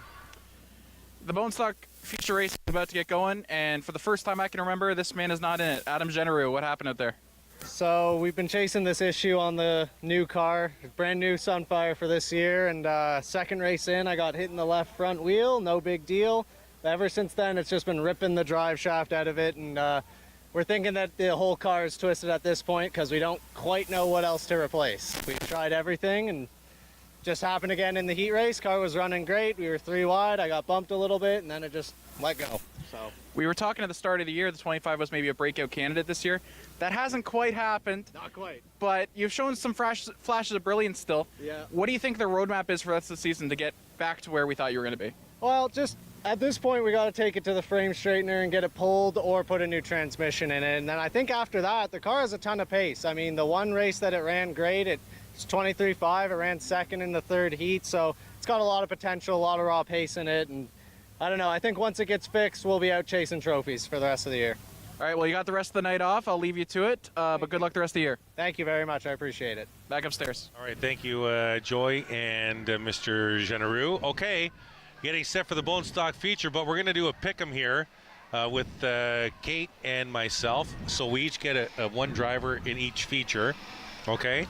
All right. And I'm going to write this down so we don't forget. So let's start with the Bone Stocks, and of course, ladies first. Who do you got? Bone Stocks, I am taking Joe Lawrence.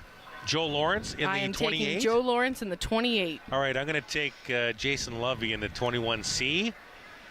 So are we alternating picks? So I get the first pick in the V8? You get the first pick of the V8. First pick in the V8, I'm going to go with the 33 of Paul Fothergill. And I'm going to go with the 73 of Jordan Morris. Wow, you already had these picks already top of your head, didn't you? I've already written down my picks for tonight. Oh, wow. Okay, let's go Super Stock then. Super Stock, I'm going to take the rookie, 83 of Brody Rookwood. Really? I'd like to see him back this up.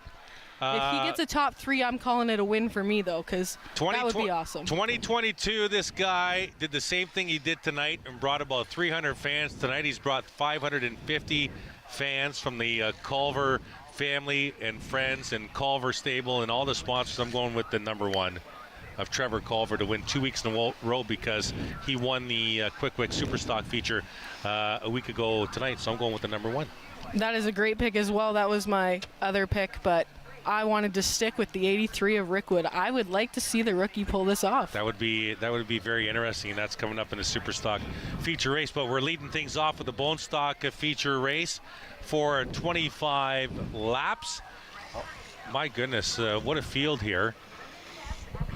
16, 20, 24, 28. Oh my goodness. 32. There'll be 38 cars in this feature. Holy mackerel, this is going to be a big one for the Bone Stocks for 25 laps. Where is your driver starting? Oh, he's starting 4-8 9th. The 28 machine in the... You're a race car fan. You're a racing fan, aren't you? Oh, I am. What's the 28 paint scheme replica? It's a Harvick replica. No, it's not Harvick. Harvick ran a yellow and red at one But that's point. not his paint scheme. If we can get the 20, here Terry comes the 28 right now. ran with the Kellogg's car. Terry Labonte in the Kellogg's right there on your screen. But that's like way old school too. But Kevin Harvick didn't run the paint scheme as far as where the colors are on the car. I do have a picture though standing in front of that number 5 car with my dad because he worked for Kellogg's. That's awesome. Frosted Flakes, can't go wrong. Anyway, back to the feature as they're getting this field ready to go. What's interesting here, Kate, because of the LCQ, those drivers that finished at the top of the LCQ are going to start behind the finishing orders of the first 2 heats, which means the points leader, Jason Lovey, or not Jason Lovey, my apology, Jay Cox, way back in the field, probably in the 16th or 17th row, is the points leader. So this will be very interesting to see how Jay does. If we can, and you're going to see, there he is right there, Jay Cox in the 00, Sterling Roberts in the 15, way back in the field. Chris, I've got them starting 24th and 25th. Yes, absolutely. White flag on the Speedway, getting set for 25 laps. Bone Stock feature race. Getting set here at the Delaware half mile. One of my favorite parts of the evening is when we go feature races because this is going to be good. 38 cars in this heat race. Jason Lovey will be the lead car. And the 07 outside row 1, Cowboy Chris Lawrence. In the 07, the birthday boy Nathan Rhea inside row number 2 with Wollaston. Out of turn 4, looking to the flag stand. Green flag, we're racing Bone Stock feature. And the front 2 out early. Lovey in the 21, Lawrence in the 07 gets loose. Here comes Nathan Rhea in the 26. Woolston right there in the 4th position. The front 4 trying to get away from the rest of this field. Michael Verburn is in the 19, he's up to 5th. And then the rest of the field, we're 3 wide in different areas of the track back in the field. And Lovey is gone. Rhea to the inside of the green Chris Lawrence machine. The 07 of Lawrence looks very, very loose. He'll lose a couple of spots. Lovey. Now Nathan Rhea to 2nd. Rob Willison to 3rd. And now it's Michael Verburn to the inside of Chris Lawrence for 5th. Here comes Joe Lawrence to the inside of the older brother. And Joe Lawrence up to 5th now.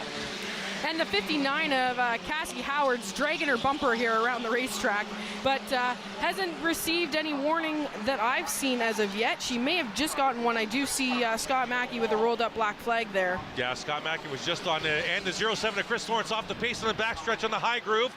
They're going to go 4 and 5 wide past the 07 of Lawrence. The 98 is also slow to the inside. Lawrence trying to get down into the pit area. He's going to come right down, almost in front of a couple of cars, and he's forced to stay on the track. This is happening in turn 4, so Chris Lawrence losing valuable track position and is going to be lapped because here comes the leader. There's Lovey to the outside. Here comes Nathan Rhea. Wollaston being passed by Phil Gibbons now for 4th. The track almost fully engulfed by cars all around the half mile now. Lovey, Rhea, Joe Lawrence up to 3rd. Gibbons to 4th. Wollaston losing spots in 5th position now. And the 07 off the track finally in the backstretch. That's Chris Lawrence. Trouble in the 07. Now 21 Lovey into some traffic now at the tail end of the lead lap. He'll get to Clausen first in the 64 to the high side now of William Clausen. He'll make that pass. Nathan Rhea comfortably in 2nd, but Joe Lawrence trying to track him down. Marred back in the field. The points leader, Jay Cox, in heavy, heavy traffic back in the field. The leader's into some traffic now. Nice move by Lovey to get to the outside of the 48. Joe Lawrence has almost caught the 26 of Nathan Rhea now for second. He's right there. There they are. The birthday boy, Nathan Rhea in the 26, and the 28 is Joe Lawrence. Nose to tail. Across the stripe. They go to the high side to pass the traffic. Lawrence all over the back decklet of the Nathan Rhea machine. Phil Gibbons, 3 car lengths behind this battle in fourth. As the field pretty strung out now. Jay Cox trying to pick off traffic, still way back, just under half a lap behind the leader of Jason Lovey. Battle for the second spot resumes. Up the Delaware Hill in turn 2, down to back. Rhea in the 26, Lawrence in the 28, down to back. The 28 of Lawrence trying to go to the high side. Nathan protecting that inside groove. Gibbons trying to catch that battle. Lawrence goes really high, trying to continue that run off of turn 4. Just about a straightaway ahead of the leader. We have 7 cars tightly bunched and battling for position. And Lovey's gonna have to negotiate that side-by-side battle now. There's the gap. Lovey coming out of turn 4. The battle for second, side-by-side, about half a straightaway behind Lovey. Lawrence on the high side will grab the second spot. And now Lawrence is going to hunt down that leader. And very ironic, the top 2 cars are our top 2 picks in the boat stock feature. Phil Gibbons is reeling in Nathan Rhea in the 26. There's going to be a lot of traffic here if we stay green for Jason Lovey. Lots of traffic about a straightaway ahead of the leader. There's Rhea in the 26, Gibbons in the 50. That's a battle for third. And not too far behind that battle is the battle for 5th position. Langford and Jeremiah Rabidos come to the front area of this feature race now. Jay Cox, the points leader, still marred back in traffic. Jay Cox, the points leader, is up to 12th, though, on the scoring sheet. Yeah, 12th, but lots of cars in between him and the leader because a lot of cars are a lap down already. He's a full half a lap behind the leader. And Lovey is in heavy traffic out of turn 4. Look at the cars ahead of the leader here. An opportunity for Joe Lawrence to reel some track position in, but let's remember, Lawrence still has to negotiate passes on these cars as well. Caution flag! Yellow flag on the speedway. I don't see anything. Do we have, we have a bumper loose between turns 3 and 4. Kate, in the high groove there between turns 3 and 4, the bumper finally off, I believe. I think that's the Cassie Howard machine. Yep, that looks like the blue bumper that was dragging there for a few laps, and that is just what Joe Lawrence wanted to see. Yeah, absolutely, and I wanted to see the leader try to negotiate that traffic, but we'll have to wait and see. We'll go to break, 13 to go, bone stock feature. We'll continue after the break. Delaware Speedway Racing live on Rogers TV.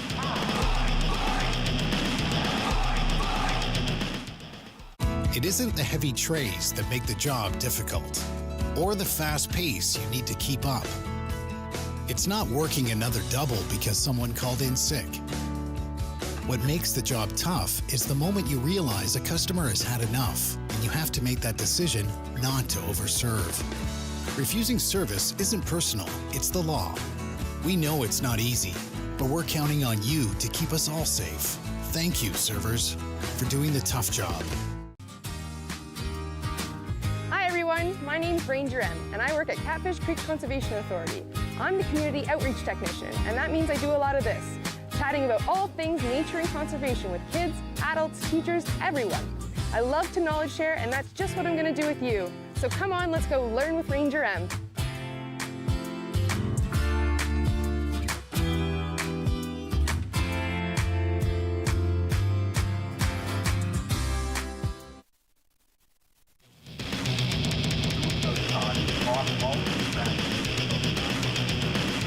Welcome back to Delaware Speedway Racing live on Rogers TV, halfway through the bone stock feature race. Let's check in with Joey Trackside. Down here with Chris Lawrence. We just got a special delivery, which was Cassie Howard's bumper. But you're in the pits now, and looks like you've decided tonight's not your night. No, I was kind of hoping to have all my drivers do the racing for me, and then some stuff fell through at the last minute, and I ended up in a car. I got a flat tire right off the get-go, kind of my own fault for throwing that on and changing my car. But the guys would have had me fixed up, and I could have gone back out, but I didn't want to bring a caution out because it was just a flat and it was my own fault, and so I lost a lap trying to get down into the pits without causing a wreck, and I almost did. So it takes a while to get to the back when there's this many cars, but we'll get it fixed up, get this car prepped for a new renter, and we'll have them all back out next week or next race. So I see you've switched your helmet for the captain's hat because you've kind of switched roles here. You're back into your crewing role. So your night's not actually over because obviously we just saw Cassie Howard, the cause of the caution there, losing the bumper. You've got a bunch of cars out here tonight, and you got Joe Lawrence up in front. You've got Phil Givens. You got the 28 BT, which was running up high for a lot of the race. I'll just tell you right now, it's a really impressive program you got tonight, but you got Givens and your brother up there at front. I'm going to put you on the spot right now. Who's winning tonight? We'll be the first legal car through the tech shed. I'm hoping Joe Parks are in victory lane, though, because it'd be nice to keep some momentum rolling into our APC weekend coming up here at Flamborough next week. I'll let upstairs decide what you meant by that wording. Thank you, Chris. Back upstairs. All right, we are halfway through the Bone Stock 25-lap feature. Jason Lovey is your lead car. Joe Lawrence in second. Nathan Rhea third. Phil Givens fourth. And Donovan Clark in the 52 is our fifth place machine. Langford Rabideau, 6th and 7th. Kicks to the 8th position. And we have Colin Willems, Craig Cole running out the top 10. And right behind Craig Cole is our points leader, Jay Cox, in the 00. As we're going to get the white flag this time by, so the field will get doubled up here and nice and close. As we'll get the white flag displayed, so that'll bring everybody close together, including the points leader, who was a half a lap behind the leader. And when we restart now, we'll probably be about 10 car lengths behind the leader. And this is going to be a good battle at the front, Kate, with Lovey and Lawrence right there. Yeah, I guess it's a battle of our picks, eh, Chris? Yeah, absolutely. Absolutely. Nathan Rhea, Phil Givens in row number 2. And Clark in row number 3 with Langford. Rabideau and Kicks row number 4. Pace car will dive down on the pit road out of turn 4, looking to the flag stand here into the restart zone. Green flag, we're racing with 13 to go. Another great jump by Lovey in a 21C. Lawrence will tuck in right behind the deck lid. Now he'll go back up high. And the front two trying to get away. Givens and Rhea side by side for the 3rd spot. As they'll come out at turn number 4. Lovey a little high. Lawrence gets a nice run out of corner exit and closes in. And the front pair back into turn number 1. They'll dive in there. They'll go up the hill. Lawrence right there on the deck lid out of turn 2 and down the back. 3 wide for 4th. Behind Nathan Rhea. Langford the meat in that sandwich. And they'll quickly go back to 2 wide before the corner. Here's Langford in the 0-3, getting Givens caught on the outside now. Rabideau coming up the gut. Jeremiah Rabideau in the black number 5 coming to the front. He'll grab the 5th spot. And he'll set his sights now on the 0-3 at Langford. There's Givens in the 50, Rabideau in the 5. Front 7, nose to tail. Single file. Nathan Rhea goes high on a turn 4. Langford trying to capitalize. There's a Rabideau just behind that battle between Rhea and Langford. Front 2, nothing's changed up front. Rhea in the 26, Langford 0-3, Rabideau in the 5. Langford with a nice run to the inside, left rear corner panel to 26. Nathan Rhea trying to shut the door. Langford's going to dive into turn 3. Looking for the 3rd spot. Langford is there. Here comes Rabideau to the inside and trying to make it 3 wide, but that won't stick. Rhea to the outside, Langford to the inside. Battle for 3rd on your screen right now. Rabideau right there getting a nice run. And he'll try and push Langford into the 3rd spot. Put a blanket on him. That's 3rd spot right there between 3 cars. Again, Rabideau dives to the inside. Almost contact with the 0-3 of Langford. Don't look now. There's the 0-0. Out of nowhere, the points leaders come from the back to the front. And battling now at the front of the field is Jay Cox in the 0-0. They'll dive into turn 3 another time. 7 to go this time by. No change at the front of the field. Lovey by 4 car lengths over Joe Lawrence. Rabideau to the inside of Rhea. Trying to grab that spot. Langford's up to 3rd. Rabideau up to 4th. Gibbons trying to follow Rabideau through, but Nathan Rhea in the 26 will close that opportunity. And they'll go back into single file. Now Gibbons will dive inside the 26. And the 00 of Cox is going to try and follow him through there, but he was all over the bumper of Gibbons. Here's Jay Cox, the points leader, trying to get as many spots as he can. The leader is about half a straightaway ahead of that battle. There is to the 21 Sia Lovey, the 28 of Lawrence, 1st and 2nd on your screen right now. 5 to go this time by. And the leader, points leader, Jay Cox, in between Rhea and Gibbons. That is a battle for 5th position. Cox in the 6th spot right now. Into turn number 1, Jay Cox in the 00 coming from way back. He won the LCQ, which got him a deep starting position. That caution helped because he was half a lap behind the leader and allowed him to grab some spots while everybody was all together on the restart. 4 to go. There is some traffic ahead of the leaders. Will they catch them in time? There's a group of 2 and then a group of 5 cars. As the leaders come through turns 3 and 4, there's Rhea in the 26, Cox in the 00. That's a battle for the 5th position. 3 to go. Leaders into traffic. Langford there in the orange and white. Rabideau in the 5. That's 3rd and 4th on your scoring pylon. 21C is Lovey. He won his heat race trying to do the double, trying to win the feature, and give Sorsey 1 up on the pick and pull. We got collisions in turn 1 and 2. 2 cars around, and caution on the speedway. And we got a 2-lap shootout coming down the pipe here in the Bone Stock feature. The 17, and I believe that was the Fairweather Mini Coupe, wasn't it? It was the Mini Coupe, yep. We got to look here. Kate, take us through it. Oh, it already had happened. The 6 and the 17. I'm not sure if they got together or if the 6 got loose and the 17 tried to check up and they both just ended around. Either way, that brings out the yellow, which is going to make things interesting. And it looks like they've actually put 3 back up on the board instead of 2. So the 6 of Fairweather, the 17 of Colin Willems bring out the 2nd caution.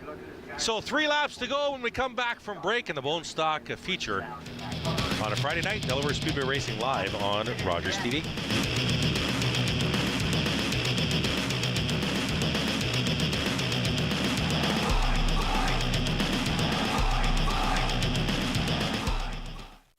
Alexander, the great! The consensus best featherweight of all time. I can't be stopped. Jair Rodriguez! We have not seen anything like him. He's 1 of 1.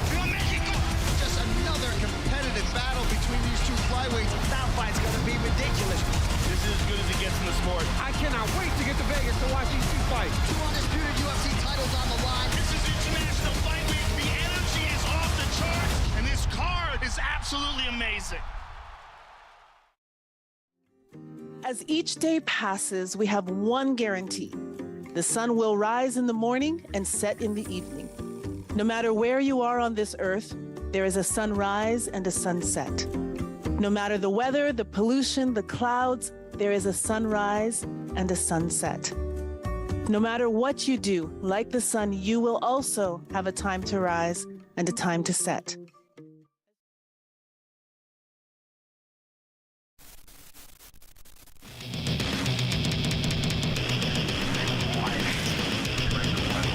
Welcome back, Delaware Speedway Racing live on Rogers TV, and we're under caution, Bone Stock feature. And a bumper coming off the 10 car into turn 1, red and white 10 car. And we have 3 laps to go here officially. We got some more cosmetic issues. This time it's the 10 car out of turn number 2.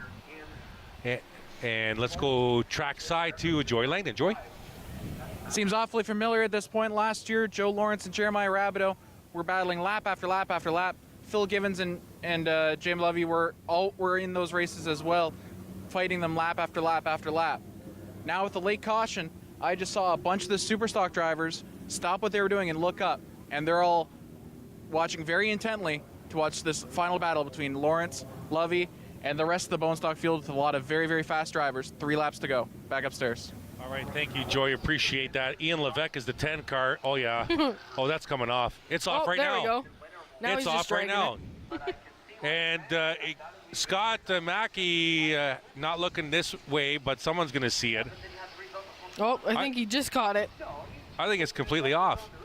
Yeah, I think it's just stuck under his front tire, which that might cut that down.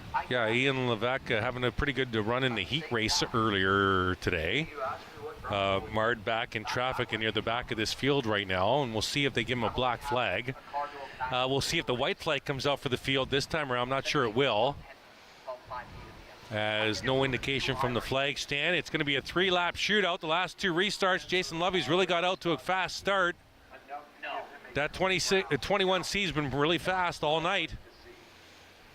I do think it's a little ironic that the 10 was right beside the 57, or the 59, sorry, of Cassie Howard. Yeah. So one's lost a bumper on the rear and one's losing it on the front, but I think if he shakes a little bit, maybe that'll fall off. I honestly think that's off and he's just dragging it. Yeah, I think if he doesn't shake that off, I think it's going to cut down that front tire. Absolutely, and still on the track, we'll see if they notice it this time by right here. There. And under the flag stand, and just right now has been noticed by the starter, Scott Mackey. I think they think it might still be attached. Yeah, he's going to show the white flag next time by. So I think they're going to leave the 10 out there. So it must be still attached. So we'll see how this plays itself out. A 3-lap shootout here. They'll double up and get the white flag this time by. It'll be Jason Lovey in the 21C, Joe Lawrence in the 28. The 03 is Langford Rabideau. Hello, Jeremiah Rabideau, up to the 4th spot, starting in row number 2. And how about the points leader? Outside row 3, the 00 Jay Cox, coming from way back in the field in this feature to now sit outside the 3rd row with 3 laps to go. This is going to be a good one. The cream has risen to the top here with 3 to go in this bone stock feature. And they're stacked and racked, and let's see what happens. Yep, stacked, racked, and packed and ready to go. Lights off the Delaware Speedway pace car. It'll dive into the apron into turn number 4. Lovey will bring the field out of turn 4. They'll approach the They're already picking up speed into the restart zone. Looking for the green flag. We're racing, and Lawrence timed that good too. Lovey will lead him into turn 1. 3 to go around a half mile. Lawrence trying to cut down underneath. It's Langford and Rabideau side by side for 3rd, and the field will roar down the backstretch. Lovey will lead him in a caution on the speedway. Caution on the speedway because that bumper is sitting on the front stretch. There is the bumper. We knew it was going to come off. Where's our Delaware Speedway official shirts, Kate? I know, we had that. And we're going to restart with still 3 to go here. What was interesting, let's go to the replay. Oh, we already watched. I wasn't even paying attention to the monitor. My apologies to the guys in the truck. I'm pretty sure it was a replay of the bumper falling off. Okay, here we go. We got the replay back. Thank you, Chris. This is the restart. Yeah, I was already off, just dragging. Yep, She and gone. shot it right out the back. She gone. Caution, 3 to go. What was interesting about the restart that time, Kate, is Lovey picked up the pace through the middle of 3 and 4 instead of waiting for the restart zone, and Lawrence timed them perfectly because they were side by side at speed coming out of 4 to the restart. Lovey tried to jump the field, and Lawrence didn't have anything to do with it. No, Lawrence right definitely shot that down right away. I mean, Lawrence has got to be a pro at restarts by now. I mean, he's been driving since he was 8 years old, started here in the late model program as well. So he's got experience, even though he's still younger. So he's ran with the best of them, and he's not going to let that slide by him, not this late in the race. Trackside to Joey. So under the last yellow, Derek Musker and Cassie Howard near the back, or sorry, not Musker, the 90 and Cassie Howard made contact under yellow because they were unsure. I think they were unsure who was supposed to be on the inside, who was on the outside, and the 90 came in and hit Howard on the inside there. So something to watch out for on this restart. Yeah, Back the upstairs. 90, thank you, Joy. The 90 is Connor Ellis in the black 90 car, restarting near the back of this field. The field will bunch up. They'll go too wide and look for the white flag this time by. So we're going to restack them here for another shot at 3 laps to go. Lovey and Lawrence up front. Langford, Rabideau, row 2. Rhea, Cox, row 3. Givens and Willems, or sorry, not Willems, my apologies. The 17. We can go back up to the scoring here. That's going to be Colin Willems. Sorry, yeah, that's right, 17. Outside row number 4. As they get set to do, good job by Craig Cole. He's already up to the 5th row now, outside row number 5 on this restart. Looking for a restart here with 3 to go. They'll see if we pick up the pace here with Lovey in the 21C early. Pace car in the pit road. Slower kind of a restart this time. Lovey wants to hold him back. Into the restart zone. Green flag, we're racing. They're side by side at the line. Great jump by Rabideau.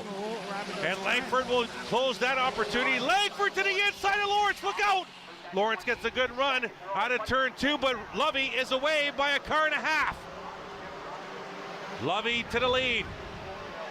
Popsicle sticks in the air this time by. 2 to go for the 21C of Jason Lovey. Great run by Lawrence out of turn number 4. Side by side, Langford and Rabideau for 3rd. Craig Coles all the way up to 7th in that 55. Cox and Reyes side by side for 5th. Lawrence and Lovey gets away from Lawrence on the, he's got some great straightaway speed here. Through turns 3 and 4, looking for the white flag this time by.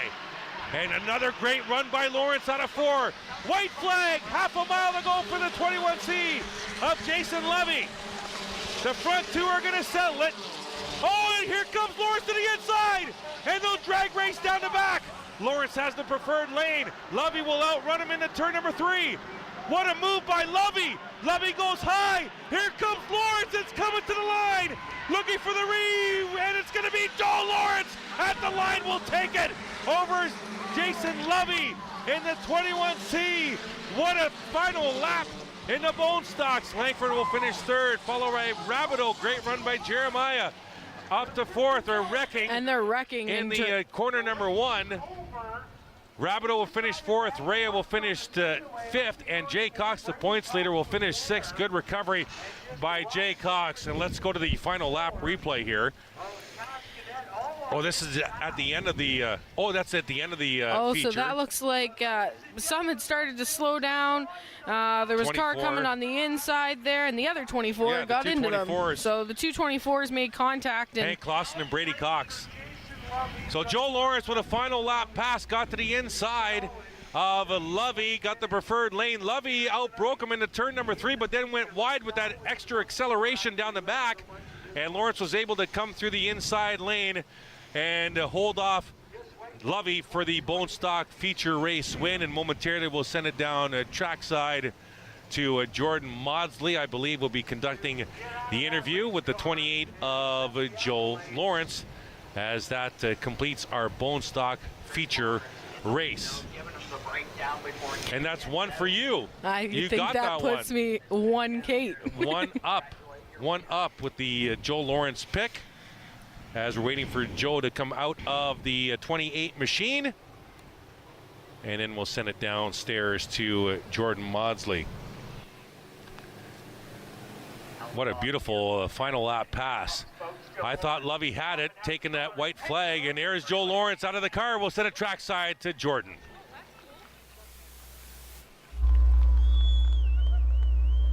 And this is what Chris was telling him. He's climbing the fence, folks. To the top of the catch fence, Joe Lawrence, your winner.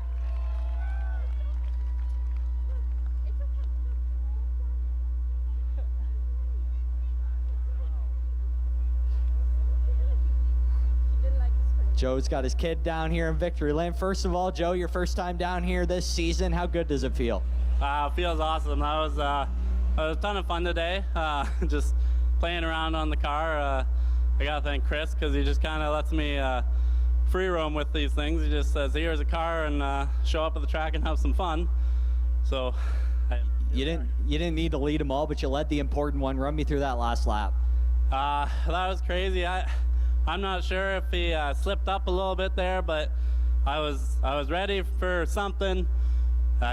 He definitely pulled me down the straightaways. He was good down the straightaways, very consistent. I wasn't expecting anything as far as slipping up, but I was ready for it, and it worked off. I know you got a lot of people you want to thank here, Joe. Honestly, just the family, all the crew that come out. Well, Chris and Sarah brought, I think, 11 cars today, so everyone that helps support those cars gets them out here on track, keeps them running. All these fans for letting us do what we love, put on a great show, have some fun. Shout out to the Trevor Culver group. I'm sure there's a lot here somewhere. Joe Lawrence with a big win, climbing the fence down here in Walpole. All right, Joe Lawrence takes the bone stock feature here at Delaware Speedway. We have the V8 stocks up next, other side of the break. You're watching Delaware Speedway Racing live on Rogers TV.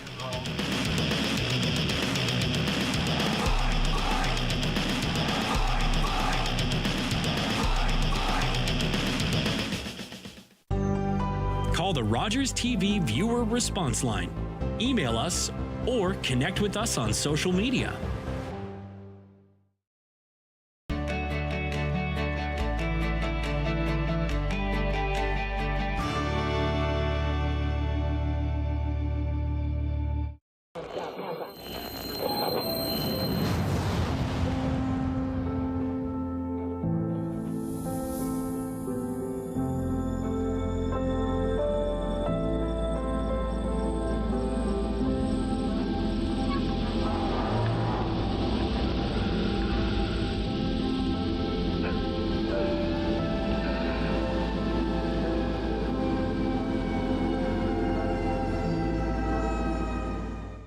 Hey folks, it's me, Giovanni Patini, the host of the RTV quiz show, the hottest show on television.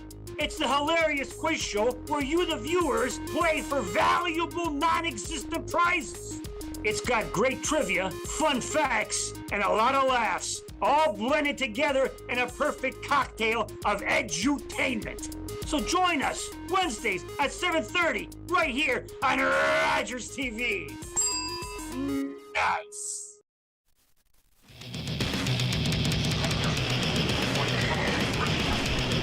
Welcome back to Delaware Speedway Racing on Rogers TV. Time now for the V8 stock feature race. This is the division that has the 21.1 second breakout time, which means if you go around this half mile in 21 seconds flat, right? 21.1, Kate, is good? 21.1 is good. So if you go faster than 21.1, they're going to pull you over on the backstretch, a stop and go penalty, and then you can continue on.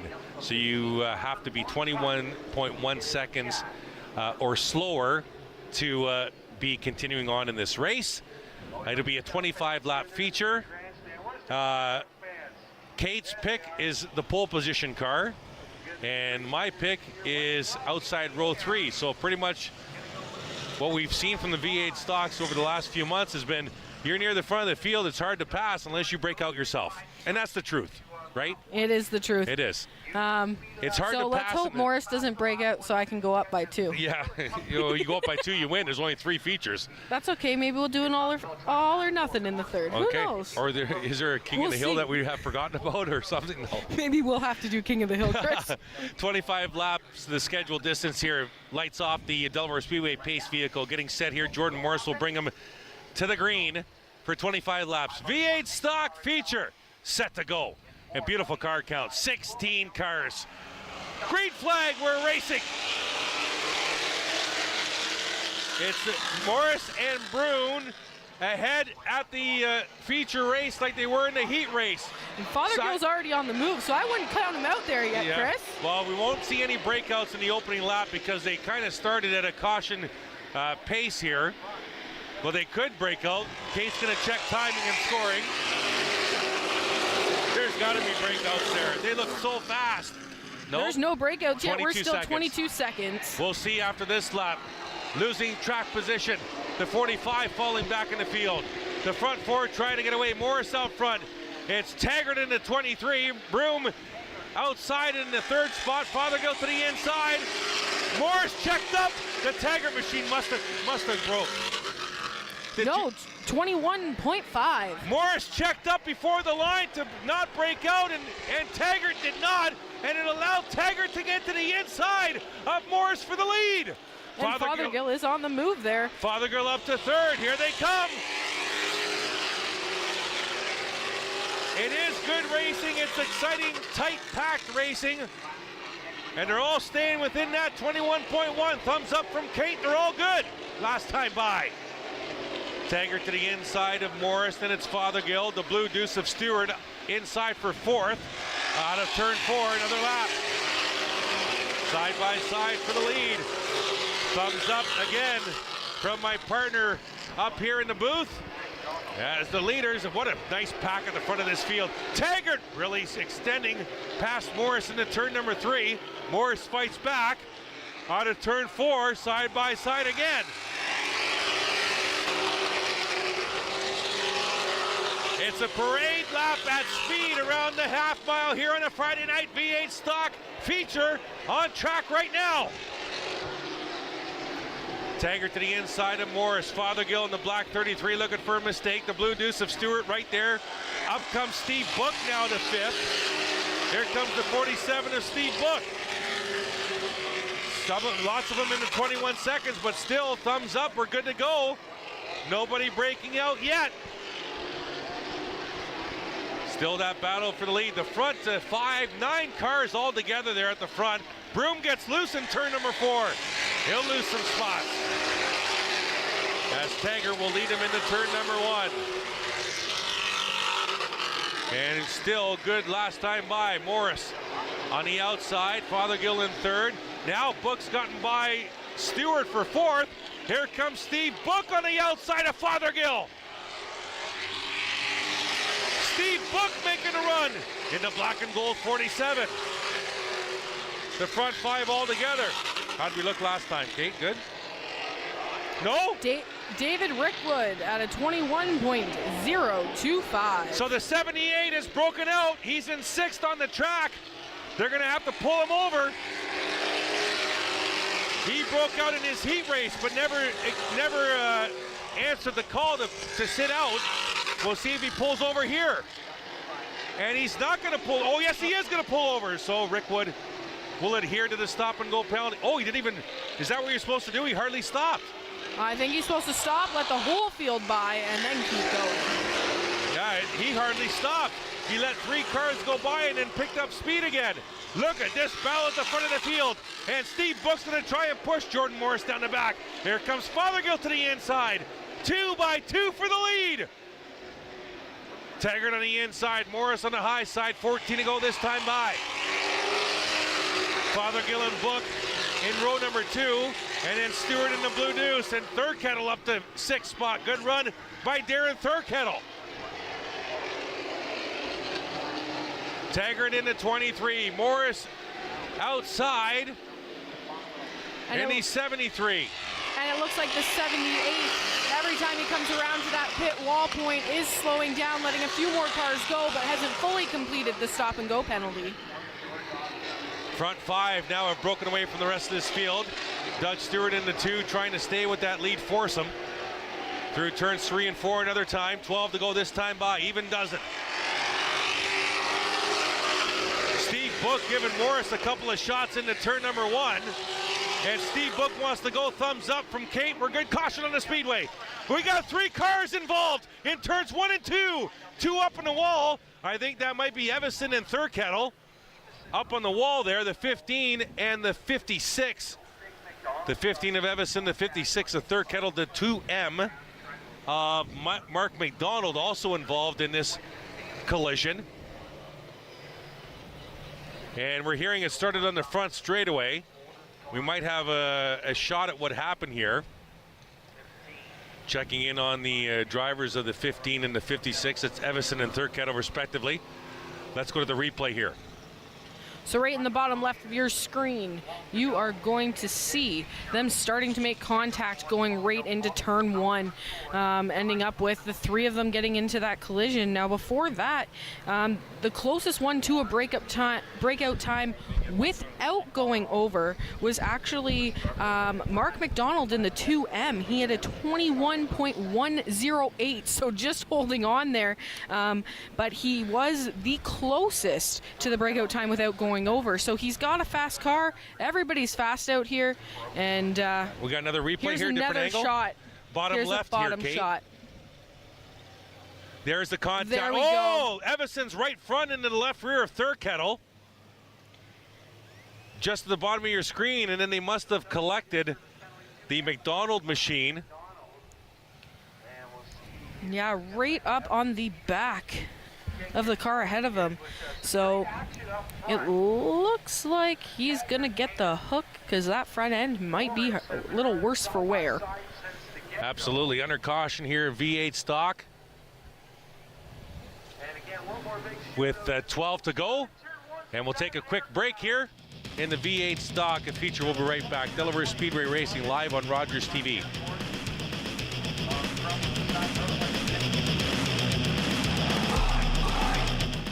When you choose Pizza Hut, you're supporting a local, family-owned and operated business. We've been serving our community for over 35 years and take great pride in what we do. From our family to yours, thank you for choosing Pizza Hut and supporting local. Most people that have received treatment for drug use problems are probably going to have a lapse. Join addictions counselor Dean Anderson for Invisible, Breaking Through the Stigma of Addiction on Rogers TV.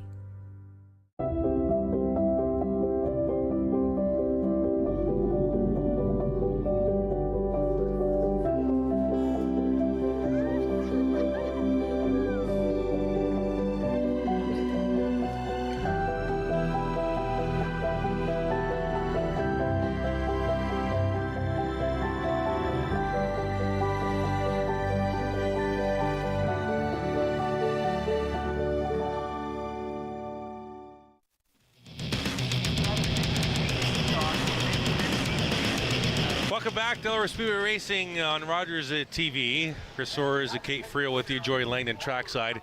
Halfway done this V8 stock feature. 12 to go on the board. Jeremy Taggart is our leader. Jordan Morse outside row 1. Fothergill and Book row 2. Stewart and Brune in row number 3. We just had a 3-car collision. The 15 of Evison into the left rear of the Thurkettle machine, and they collected the McDonald 2M machine. Lights off the pace car. It'll dive into turn 4, pit road. Coming around to the restart zone. Looking at the flag stand with 12 to go. V8 stock feature. Great flag, we're racing. This is an opportunity for Fothergill and Book here, Kate, under the restart speed. And a slow start by Taggart. Morris to the front. Here comes Book on the outside. Steve Book trying to take advantage. Now Taggart back to the inside. He doesn't want any of that from Morris. He's trying to fight back. This might be a breakout for the 23. Oh, he's close. 21.2. Oh, that was his fastest time. My apologies. 22.08. Brune will fall off the pace a little bit. Front 4 will resume their battle before we went caution. Taggart to the inside of Morris. Then Fothergill in the black 33. Book in the 47. At the line, give that lap to Taggart. Nope, Doug Stewart, fastest lap of the race, but still was only a 21.2. Fothergill got almost spun. He's off the pace. And Fothergill drops to the 5th position. He's got maybe something, a tire loose or something. The front 3 put a blanket on him. 9 to go. Thumbs up, everybody good. Last time by. As they'll work the back here at the half mile. Taggart, Morris side by side. Steve Book in the 47. Dougie Stewart up there in the blue deuce. Now the front 4 have gotten away from the rest of this field now. If you're Steve Book, what do? You can't pass these guys because they're all within that close to 21.1. What do you do if you're the 47? You're hoping that either one of them makes a mistake or that they slow down and you keep going and hope for the best, I guess, at this point. As they cross to take another lap, 7 to go. V8 stock feature, tail end of this feature, 25 lap feature. The front 3 trying to get away from the 2 of Doug Stewart. Taggart in the 23, Morris in the 73, Book in the 47, Doug Stewart in the Blue Deuce. And unfortunately, the last lap, we did have another breakout from David Rockwood. David Rockwood, another breakout. He didn't really adhere the first one. Paul Fothergill trying to bridge that gap to get back to the lead foursome. He needs a caution flag.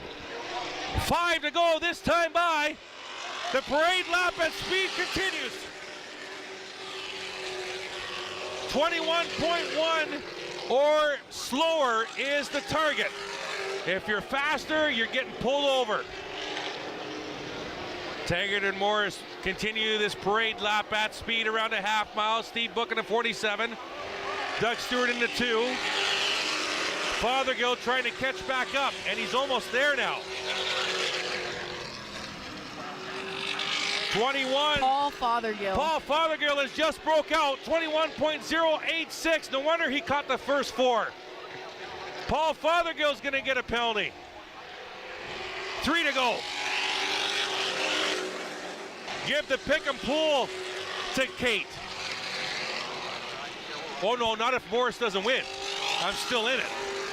That's right. Fothergill still has not adhered the black flag or the penalty flag. There was no black flag actually administered. Top popsicle sticks in the air. 2 to go this time by.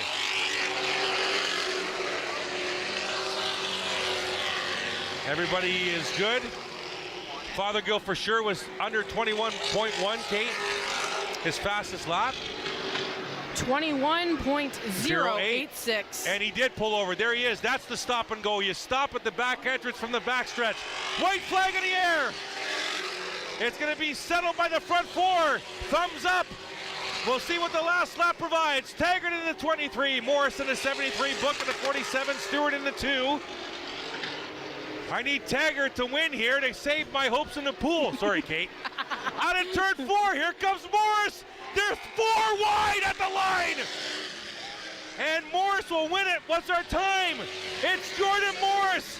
He'll take the V8 stock feature over Taggart, Book, and Stewart. And I would love to see a replay of them coming out of turn 4 because I think they were practically 4 wide coming to the line. And Jordan Morris is going to win it. That was an exciting V8 stock feature race for sure. Officially, Kate has won the pick and pool. And she will not be returning to Rogers broadcast. out of turn 4. Look at them fanning out 4 wide until Stewart dipped in behind Book at the line. That is a great shot. Great camera work by our crew, doing a fantastic job again tonight. Momentarily we'll send it down trackside to hear from the driver of the 73. That was awesome how they came out fanning 4 wide out of turn number 4. And we'll soon hear from Jordan Maudsley in Victory Lane with 73 of Jordan Morris. Before we go trackside, do you have a victory speech from the pick and pool, Kate, or are you good? Well, you know. Okay, that's all the time we have. Let's send it trackside to Jordan Maudsley as we're waiting for Mr. Morris to climb out of the 73. Great feature race. I like that. That was enjoyable, actually. Yeah, I actually really like that shot, though, of them coming around out of turn 4. That was beautiful. Nobody wrecked. Nope. It just looked fast and fancy. Trackside, Jordan Maudsley. Jordan, first of all, you were there the whole race. It looked just similar to your heat race win there. What were you thinking that last lap? Honestly, I was just hoping not to break out. I was using Taggart as a pick and just following his line. You've been having some motor issues this year. How good does it feel to finally park in Victory Lane? I think we finally got our power back. Now it's just a matter of getting the rest of the bugs figured out. How much fun is it racing with this breakout time?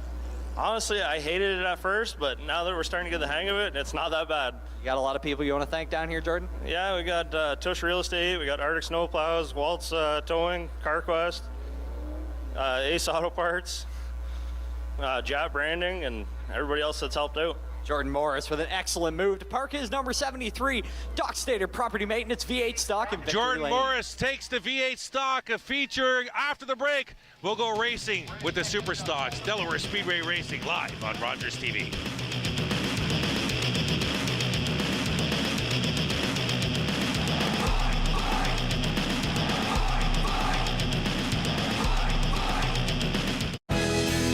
Don't get caught unprepared this summer. White's Rental is your one-stop shop for lawnmower tune-ups and repairs.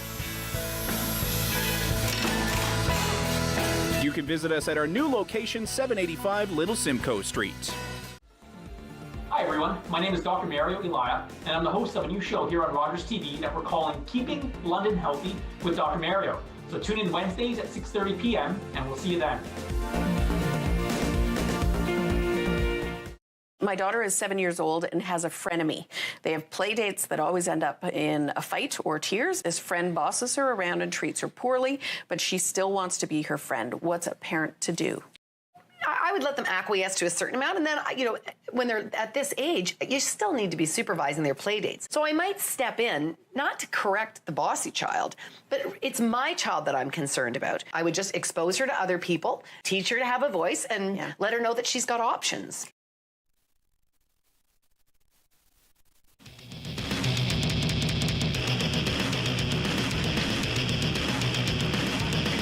Welcome back. Delaware Speedway Racing on Rogers TV. Chris Orr's, Kate Frio with you, Joey Langdon, the Trackside. And getting set for the Super Stock 35-lap feature. Thank you for joining us, Rogers TV and our Rogers YouTube channel. Special thanks, a good buddy of mine, Joel St. Arnaud, watching in from Cairngorm, Ontario. Appreciate that, my friend. Welcome. You're getting set to watch a pretty good Super Stock feature race here with 20 cars getting set to do battle, and we'll turn them loose on the other side of the break. Don't go away. Delaware Speedway Racing live on Rogers TV.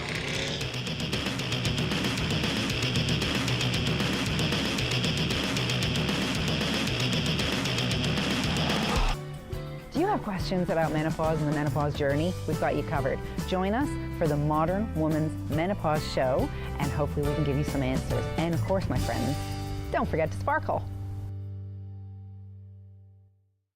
I'm Mike Jack. I've broken multiple world records for eating some of the world's hottest peppers. Now, I'm challenging London restaurants to make some of the world's hottest food. Watch Jack Up the Heat Mondays at 5:30. It was the most enchanting evening of my entire life. Watch all your favorite heartwarming episodes of When Calls the Heart on demand. Be ashamed to put my talent to waste. And cherish all the seasons from the beginning. Well, it sounds pretty good to me. And be sure to join us July 30th for the much anticipated 10th season. This is so exciting. Fantastic! When Calls the Heart, seasons 1 to 9, only on Super Channel On Demand.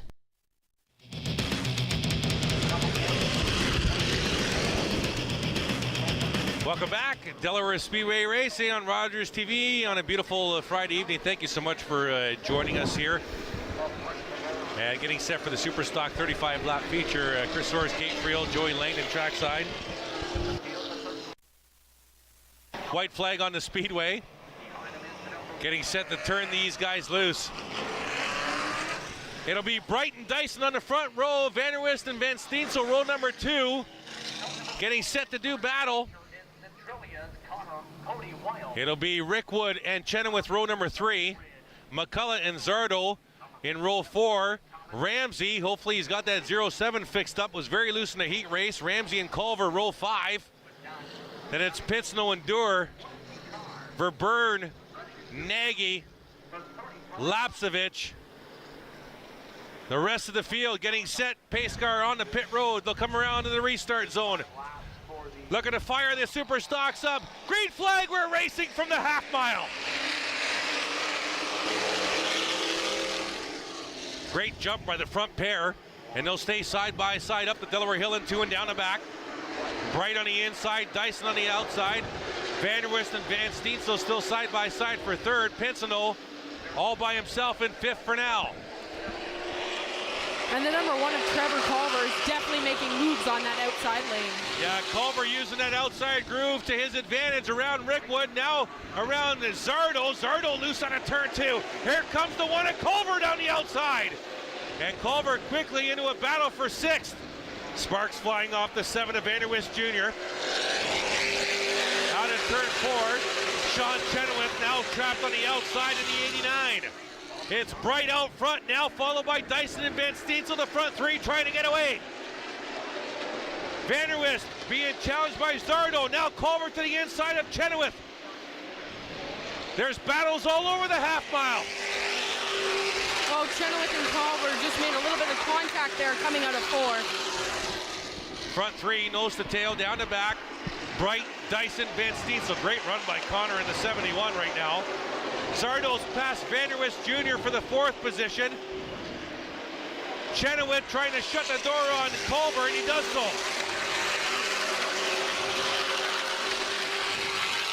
The front 7 now single file. There is Bright and Dyson, your front pair. Into turn number 3. Still early in this feature. Just 5 laps complete this time by.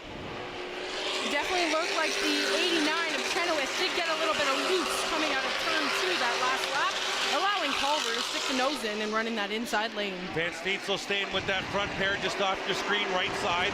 Zardo bridging that gap now from Vanderwist Jr. up to the front threesome. There's Zardo in the green machine. As they'll come out of 4 to complete another lap.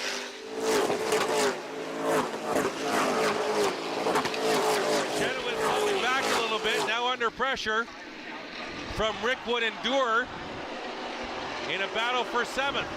Dyson looks to the inside. The front 4 all together out of turn 4. Dyson to the inside for the lead. He's got the nose there. Into turn number 1. Dyson to the inside, right on the high side. Van Steensel trying to follow him through. New leader, the 28 of Ryan Dyson at the point. Out of turn 4, check this out. We'll go live here at the start finish.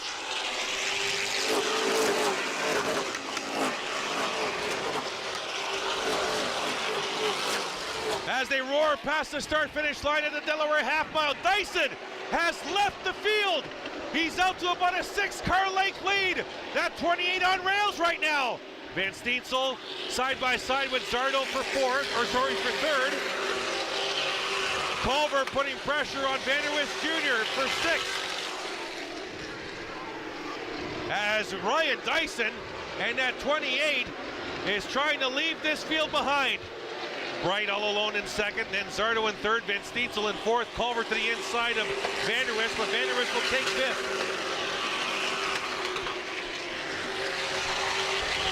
I definitely wouldn't count out that points leader of the 43 of Jay Dewar. He's making moves and he's running fast. Yeah, Jay Dewar up to 7th spot. Now we'll get a nose inside the 7. There you see the 43 of Jay Dewar trying to follow Culver through. He'll make that pass.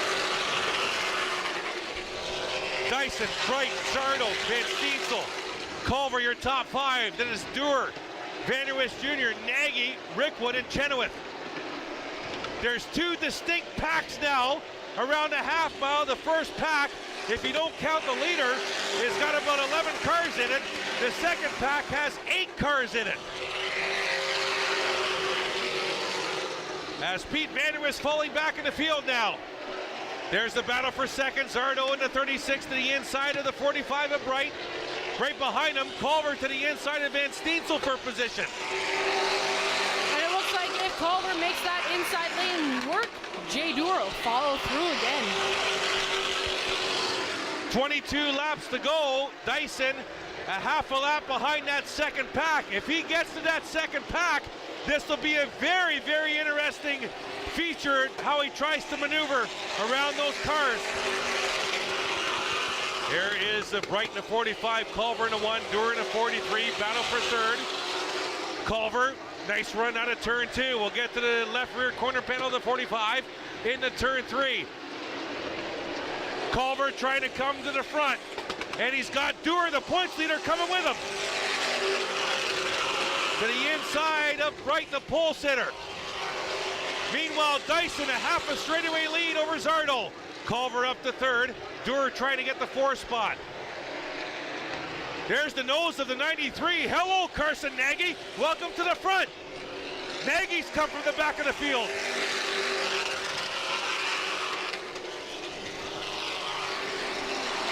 We've got the battle at the front, but we've also got the battle of the rookies with the 7 and the 83. Yeah, that second pack of 8 cars has now been kind of dissected. It's a pack of 5. altogether, half a lap ahead of the leader. Oh, it looks like the 83 just got loose. Tagged the wall a little bit, as well as Dave McCullough. Yeah, contact between Rickwood and McCullough. And there's the gap now between first and second, Dyson to Zardo. That 93 of Nagy looking very racy to the inside of Dewar. Here comes Carson Nagy. Almost got into the back of Jay Dewar there in turn 1. Now we'll get a nose in on a turn 2 exit. Last time around, Carson Nagy was running his fastest time in this race. Through turns 3 and 4, it's a battle for third. Culver, Dewar, and Nagy. If you were with us last Friday night for the Quick Super Stock, Nagy came on late as well back then. And Nagy will get by Dewar for fourth. Now they need a caution. With 15 to go this time by, if they want any chance at this feature, they need a caution. This feature well spread out. There's probably about 3 distinctive packs now around the house. Oh, we got contact in turn 2. McCullough is around, or no, Van Steensel. And Chenoweth was in there. Chenoweth's around in the 89. Contact with the 39 of McCullough. I think Pinsino might have been involved in that too. But we got our first caution. Who said caution flag? Sorsey said caution flag. This race isn't over yet, my dear. You love to yell caution flag before it comes. Do I? Let's go to the replay, Kate. This is turns 1 and 2. There's contact right there. Yeah. We're not really sure how it started, but we know that McCullough and Chenoweth were definitely involved. 39 in the 89, contact between turns 1 and 2. We're inside the Super Stock feature. 20 gone, 15 to go when we come back from break. Delaware Speedway Racing live on Rogers TV.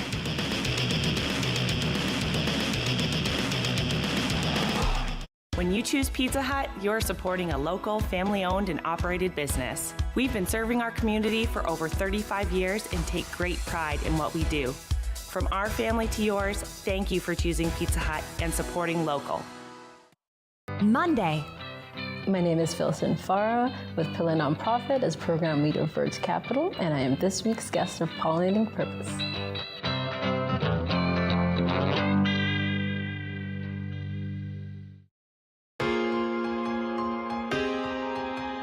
I just wanted to take a few minutes to thank all the dedicated volunteers throughout the summer and the winter months and through the years for all your hard work and your dedication to giving up your weekends to come out and be part of the volunteer program here at Rogers. So I just, again, just want to say thank you very, very, very much.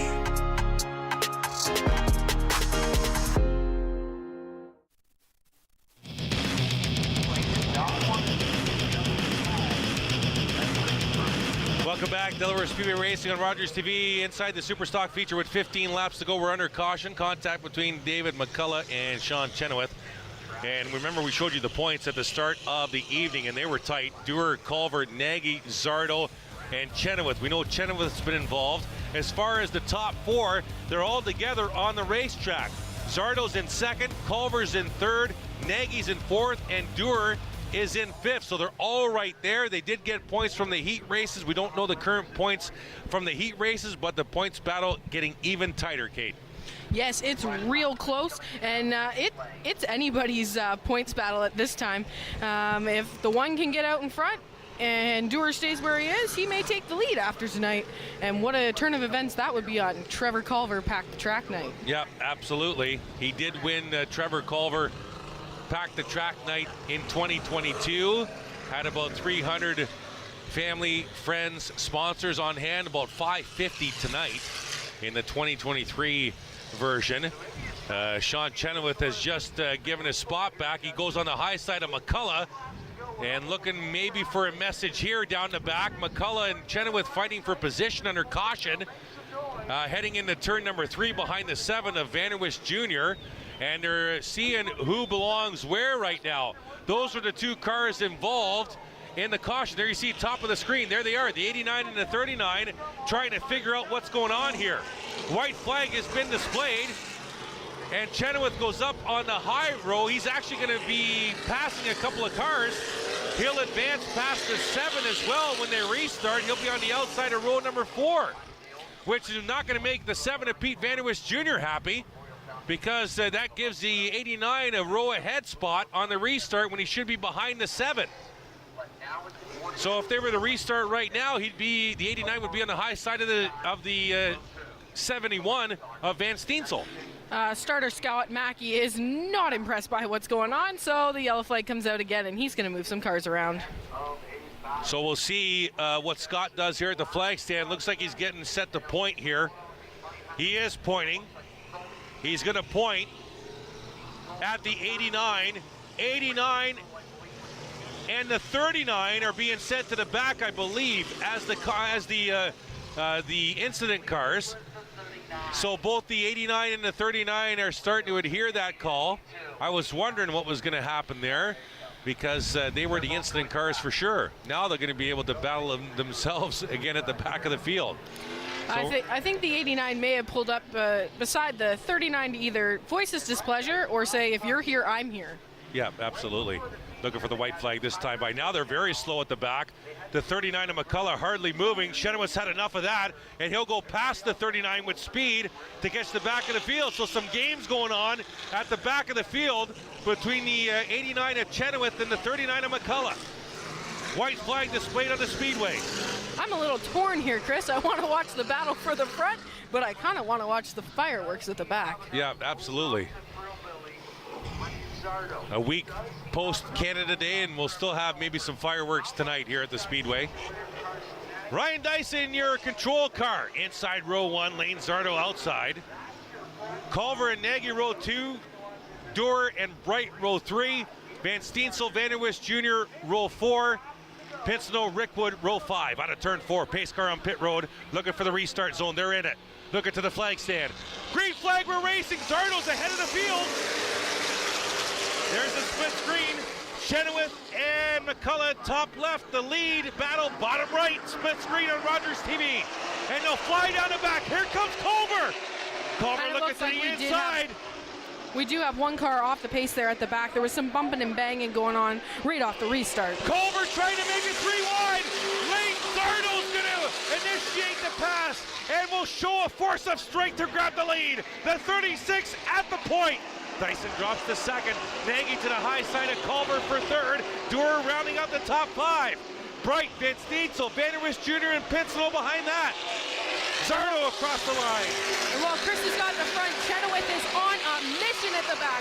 He doesn't care if it's inside, outside. He's going around the cars. He wants his spot back. That side-by-side battle just off screen. Right side is Culver inside of Nagy for third. Zardo, Dyson, there you see that side-by-side battle. And the Richard Petty 43 of Jay Dewar coming to the high side of Culver. Front 5 trying to get away, but Bright's trying to reel him in the 6th spot. Now the front 6 trying to get away. Here's the Carson Nagy in a 93 to the inside of Dyson. And the 93 is there. Nagy showed incredible strength in the back half of last week's feature. He's doing it again tonight. And Nagy to second. Zardo about 4 car lengths in front of the 93. Trying to get away. Dewar to the inside of Trevor Culver for position. And that lap around, Carson Nagy ran the fastest lap of this race at 20 seconds, .081. Jay Dewar, the preferred line inside of Culver. Culver trying to win 2 Trevor Culver race nights in consecutive years, but he's got some work to do. As the field well strung out now, but Carson Nagy starting to reel that 36 in. It's Zardo, Nagy, Dyson, your front 3. Dewar up the 4th. Culver trying to cross over into 43 won't work. Carson Nagy did break below the 20-second mark. Yeah, and he's chasing that track record. Nagy is catching the 36. 7 to go this time by. Lane Zardo will bring the field out of 4. To the stripe, 7 to go. Front 2 are starting to get away now from Dyson. Dyson slowly getting reeled in by Jay Dewar. The front of the field well stretched out. There's the gap. Zardo, Nagy, and Dyson your front three, and Dewar in the fourth position. We got a car up in the wall in turn three, between 3 and 4. High against the wall, and caution on the speedway with 6 to go.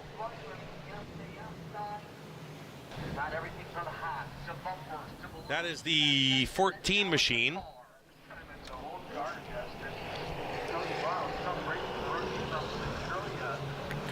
Who do we got there? Cody Wild. Cody Wild's in the 14. We'll get assistance from the safety crew. 7 to go.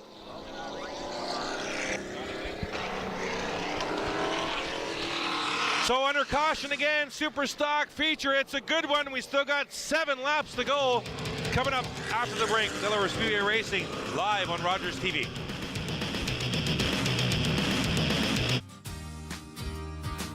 Hi everyone, my name's Ranger M. I love to knowledge share, and that's just what I'm going to do with you.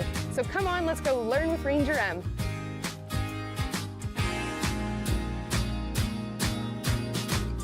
October 5th, 2014, my daughter was hit by a train. She was walking along the sides of the tracks, and it shattered her world.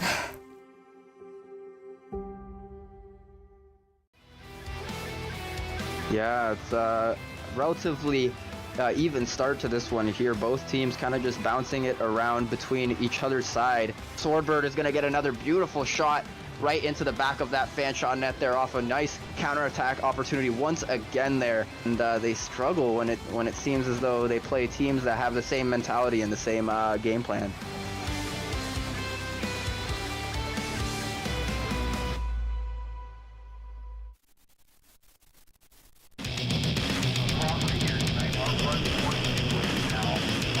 Welcome back, Delaware Speedway Racing on Rogers TV.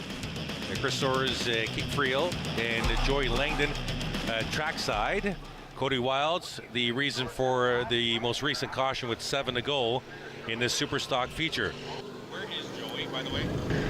It did look like Dewar and Dyson are running their fastest laps the last time around. But like I said, we've got some fast race cars out there, and Carson Nagy is stellar tonight. Yeah, absolutely. And as we mentioned before we went to break, last week in the Quick Superstock feature, Katie came on late in that back end of that feature race. He's done the same thing tonight. After about 10-15 laps complete, then he saw the 93 getting stronger. Yeah, he definitely got a lot stronger, or was he waiting for the perfect moment to pounce?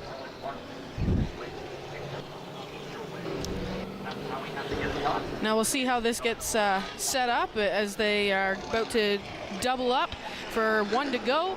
They're going to be side by each as they come around with the pace car. Zardo, Nagy, front row, Dyson Dewar, row number 2, Culver Bright, row 3, Pinsino and Van Steensel, row number 4, Verburn, Rickwood 5, Thompson and Vanderwist Jr., row 6, Chenoweth and McCullough, ironically, row 7. And definitely watch Chenoweth and McCullough here as well. They're going to be hungry. But as we come around here, we're going green. Into the restart zone. Green flag, we're racing with the super stock.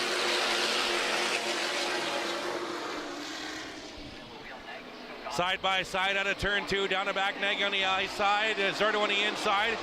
Dewar and Dyson side by side right behind him. Dewar trying to take advantage of that high lane. Here comes Jay Dewar on the high side.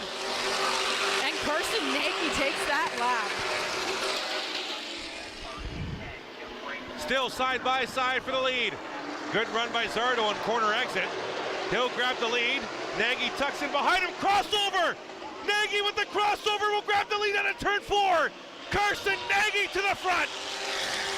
This has been some great racing to watch by Zardo and Nagy.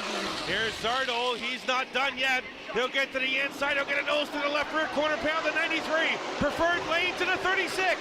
Into turn 3 we go. 4 to go this time by. Oh, they touched there. They touched there. Yeah, you can see some sparks side by side at the stripe. Dyson, Doer, Culver battling for third. Side by side up the Delaware Hill, down the back, and Zardo with a half a car length lead.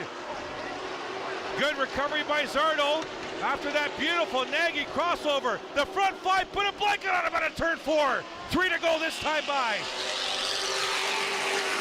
And Zardo's got this one going into turn 1 and 2, but Nagy's not giving up on that high side. He's just making it work for him, Chris. And don't look back now. The 28 of Ryan Dyson's not done yet. Dyson's up in the front pair, side by side out of turn 4. Popsicle sticks in the air, 2 to go. Nagy will lead the lap. Diving into turn number 1. Nagy on the high side, Zardo on the inside. Ryan Dyson right there looking for a mistake. Great run by Nagy out of turn number 2. Zardo will fight back on the inside. Less than 2 laps to go here. Out of turn 4, Nagy's gonna grab the lead. White flag.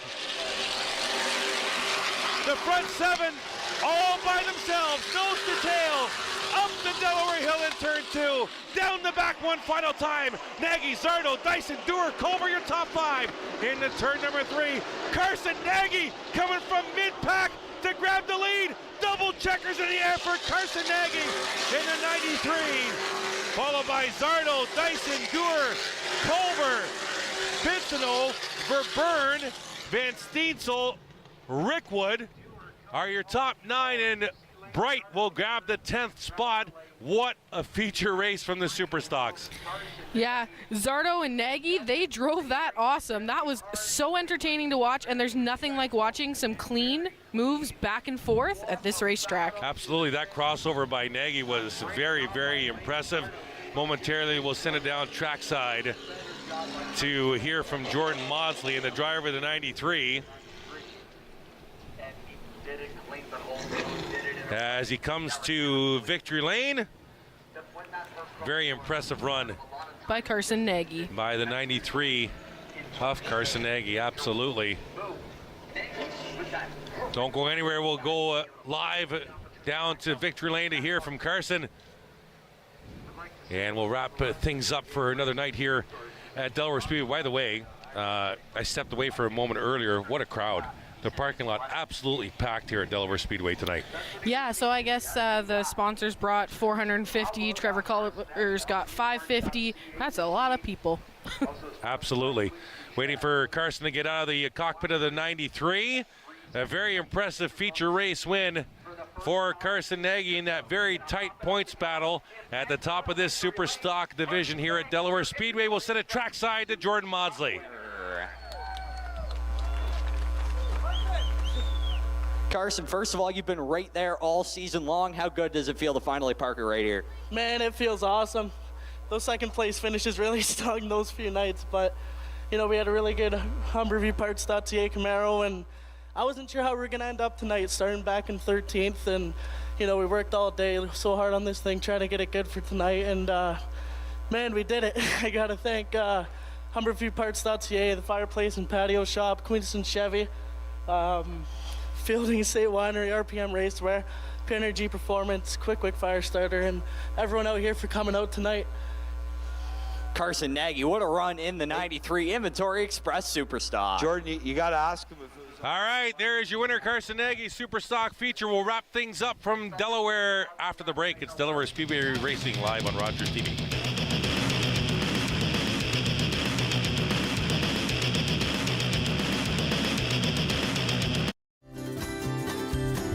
Welcome to Treat Yourself.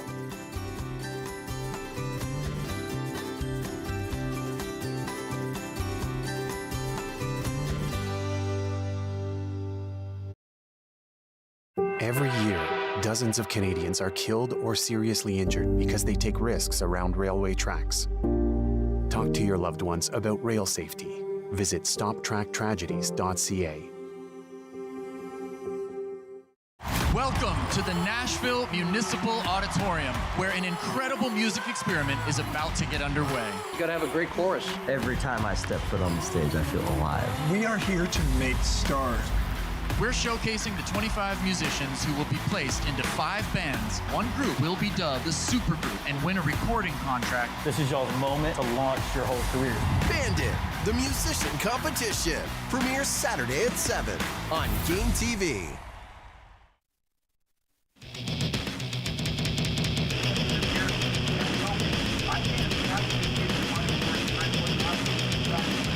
Welcome back to Delaware Speedway Racing on Rogers TV. Chris Soares and Kate Friel. What a fantastic evening of racing tonight. That was great racing, especially the last feature. Absolutely. The Superstock feature won by the 93 of Carson Nagy. Let's check in one final time to our trackside reporter, Joey Langton.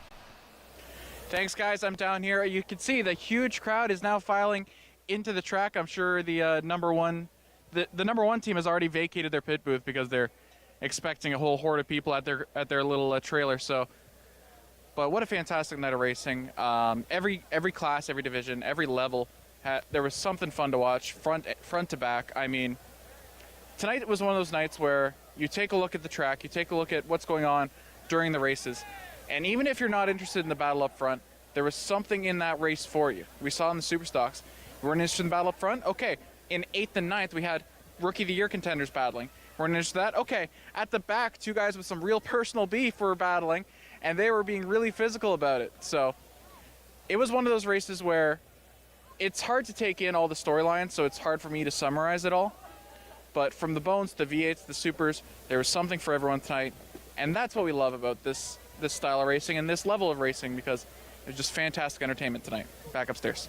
All right, thank you, Joy. Fantastic job again this evening. Let's look at some results. We'll begin with the Bone Stock division, who ran a 25-lap feature this evening, and I believe we have the results coming up.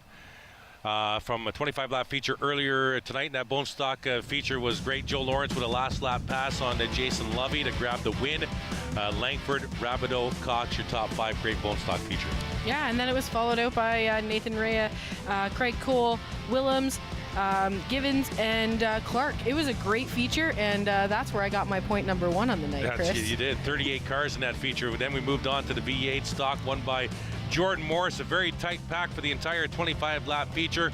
Fothergill coming in second spot after obtaining a speeding penalty, which is a great finish. McDonald, Evison, and Book, your top 5. Broom, Pelly, Ferguson, Stewart, and Patrick. Love the V8 stocks. Great car count with 16 tonight. Yeah, the car count was great, and hopefully we can keep that going in our V8 stock class. That breakout time definitely kept them all tight on the track. Absolutely. And it was great to watch. Yeah, for sure. And you just finished watching the Super Stock feature won by Carson Nagy. Late feature pass of Lane Zardo. Dyson was strong all night, finished 3rd. Jay Dewar coming from 3 quarters back in the pack to finish 4th. Culver finishing 5th. Pincenel, Verburn, Rickwood, Van Steensel, and Ryan Bright, your top 10. And the point standings were tight coming in tonight, and they're even tighter now. Yeah, I can't wait to see the updated points for next week.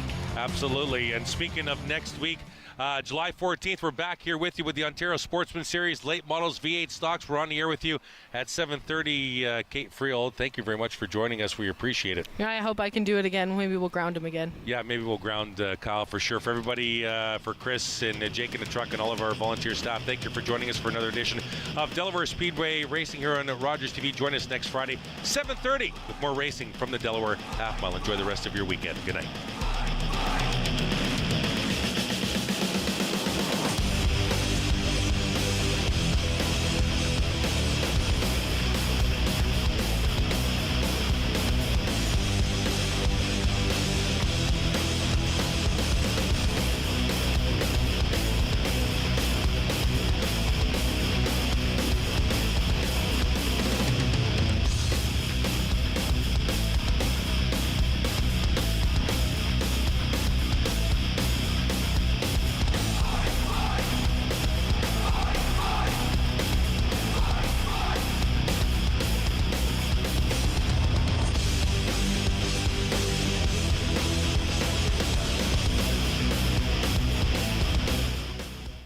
Some sort of regiments, and it's a tough nut to number one, scan them and scan them properly at 1600 dpi, dots per inch, and then again we have to catalog their names. Mm-hmm. And then my friend Sandra in Philadelphia has got the knowledge to put together an AI program that will find anybody I can name, and if I say Mick Jagger and misspell Mick or anything like that, it'll tell me all the Mick Jagger shots I've got. And then by then we'll have the filing system organized, and I'll go straight to the drawer and say, okay, here's 30 shots of Mick Jagger. Mick Jagger with the Rolling Stones, another envelope, you see. And that's how we're going to do it. And of course, with all this programming, it takes a while. Absolutely. And it seems I am still here ticking, so.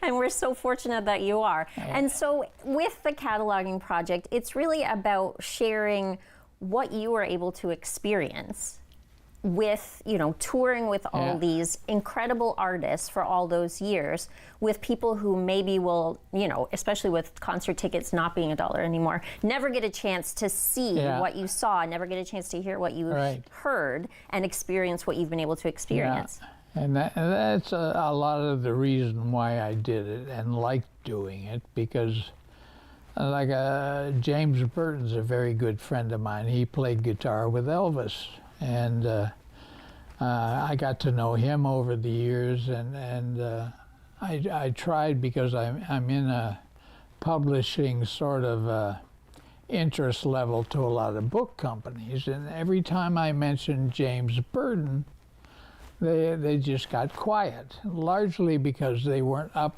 enough to know.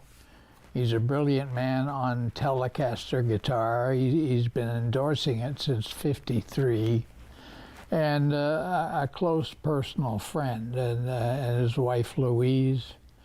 He's got 20 or 30 old cars he's managed to collect, and also several hundred guitars over the years, and we all like to get into collecting things that have to do with our job. I had 4 guitar collections over the years and amassed up some pretty interesting products. The underwriter one day came up from Phoenix to evaluate my collection, and he did everything on paper and properly for the insurance company, and said, called me a week later and gave me an assessment. He said, John, collecting guitars is, it beats the hell out of the stock market or any other thing that might be out there. Wow.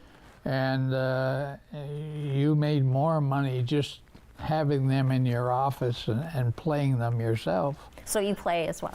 I used to, but now I'm half paralyzed. Right. But photography was your first love. Did you start playing guitar because you were, learning from some of these incredible musicians? It was all, rock and roll. My parents weren't that tight on discipline, and Dad was here in '58. And we watched Elvis Presley with my parents' full consent.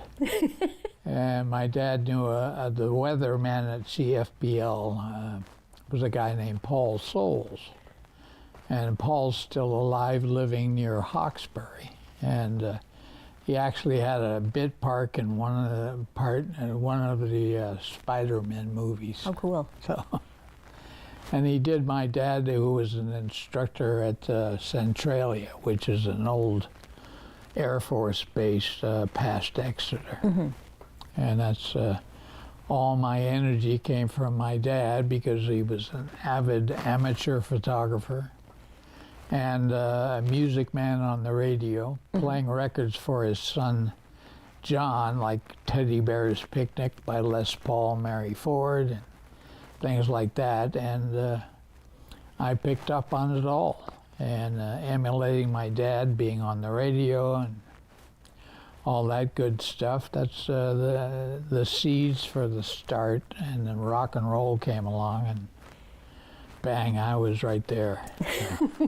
So is there any limitation on you being able to continue your photography? Can you still? Well, it's I'm not keen about taking pictures, because I recognize that I've done everything I wanted to, and that's quite satisfying. I have no regrets, and but it still bothers me if I see somebody shooting from a different angle than I would shoot. I go over there, and try and help if I can or if they want me to. And other than that, I've got a timer effect on my iPhone. Dial in 10 seconds and hold it up and steady, and it automatically takes the picture. But I can't be quick enough to push the button with a hand that doesn't relax too easily. Understood. But we get by, and a lot of things are, you know, making memories any way you can. I'm not living in the past, but I'm making a lot of people happy with pictures from the past. Absolutely. And that's my satisfaction with it all at the end of the line. So. Have you been surprised by anything like 4 million pictures, 4 million of anything, even if you created it yourself? I can imagine that maybe when you're going through this documentation process, you kind of, it reminds you of something that you completely forgotten about. Like, how is it bringing back those stories to you? In '74, I worked with George Harrison on a Canadian tour, and we gave him a soapstone carving from the Inuit Indians up north, and I took several pictures of him with this thing, and he was telling us about going out to St. John's Wood and buying Stratocasters to play a song called Strawberry Fields Forever with the Beatles. And getting into all that kind of stuff, and he became quite a friend. And I met him in '65 when I was backstage walking from one side of the gardens to the next, and it was a shortcut if I went backstage, and he was sitting talking to his speakers from the Vox Super Beetle amps, and sat down with him and said I was shooting with Capitol and I was listening to your conversation. And after that, George and I became good friends. And I could phone George in England at a place called Cracker Jack Palace anytime it was convenient, just to see how he was, what he's doing, and what his plans were. I knew all about the traveling Wilburys before they happened, and things like that, just in keeping track of people I enjoyed. And George and I were quite good friends, so for that I'm quite happy. You know, it's mixing a social aspect with a personal aspect. Well, now we're friends, hopefully, and you'll come back and visit with me again, because that's all the time we have for today. But I know there's probably, whatever, 399 million more stories that you could share with our viewers, and I know everybody would love to hear them. So thank you so much for being here, John Rowland. We're going to take another break, but we're going to be right back with more LDN ONT TV.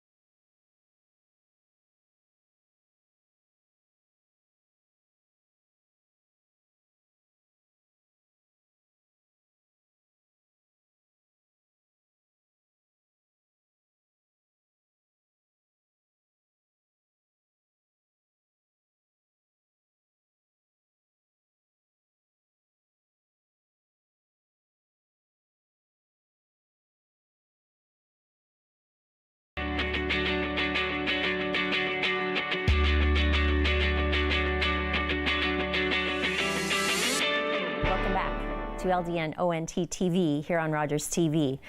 I'm your host, Brona. I've been speaking with well-known artist. A lot of people across Canada, around the world, have heard of John Rowlands and appreciated his work over the years. Now, I have the pleasure of introducing an artist that maybe you have not heard of, somebody I was so fortunate to meet when I was chalking in a park this year. Her name is Sarita, and Sarita is the self-published author of this book of poetry, as well. She's a dancer, and I think you did the illustrations as well, didn't you? Yeah. So welcome to the show, Sarita. Thank you for having me. Thanks for coming. So it was during the pandemic that you decided to, I guess, either get into poetry or publish enough poetry that it became a book. Yeah, I think so. Yeah, so when did you start writing? I started actually writing poems in grade 2 with my teacher, Miss Maharg. But then I started writing for the book in grade 3 in like probably close to November, and then I kept going on, and then by February I published it. That's fantastic. So I guess to get enough poetry for a book in that short span of time, you must be writing a lot. Yeah, I did. So what inspires you? What's your favorite thing to write about? Because a lot of the poems are just about things that happen in daily life, aren't they? Yeah. So what's your favorite? My favorite poem there is Friends, because I have a lot of friends, and I just had the idea to write about them one day. Awesome. And so a lot of people write, right? I write every day, but it never really occurs to me that I should put it all together into a book. So did you have this in your mind when you were writing these poems, that you wanted to be able to put them all together and share them with other people like me? Actually, at first, my teachers inspired me, and then my mom told me one day, once I finished writing a bunch of poems, that I should publish this book. What a great idea. So how about the artwork? Does the poem come first, or does the art come first, the drawings? The first I did the poems, because as you can see, the pictures there are actually from different poems. There's a pizza poem, there's a candy poem, there's a nature poem. Yep, they're fantastic. And so nice, quick read. And so it's a very attractive book too, very colorful, and you've really laid it out really nicely. So it's really enjoyable to read. Thank you. How about your other artistic pursuits? So I know you're a dancer as well. Yeah. So when did you get into dancing? In grade 1, I started with a teacher, and then I recently moved to a different teacher. And how do you enjoy that? I really enjoy it. And absolutely, as somebody who does a lot of different things like you, so I guess that's maybe how we were able to connect so easily when we met in the park this summer. How do you keep all these things going? Like now you've got school as well, plus dancing, plus writing, plus drawing. How do you keep everything organized? I actually have a bunch of other lessons as well. So like piano, guitar, and I also have Bengali singing. And once I do those, like I kind of remember the times, because like for the first few days it just was a mess. And then I started remembering it. I think that's how a lot of us are feeling in September when we're all getting back to routines. And how about school this year? Are you looking forward to being back in class? Yes, I'm very excited, and I really like my teacher. Fantastic. Well, that's great news, and I hope your teacher, like your other teachers in the past, will continue to inspire you, because I'm looking forward to your maybe next book. It's actually going to be published very soon. I finished it, and and all I have to do is publish it. Fantastic. So we have all kinds of things to look forward to in the arts world here in London. Sarita, thank you so much for being with us today. Thank you, viewers, for tuning in. Thank you again to John Rowlands for being here, and we hope you've enjoyed this episode of LDN ONT TV. I'm your host, Rona, and hopefully you'll tune in a couple of weeks for our next episode.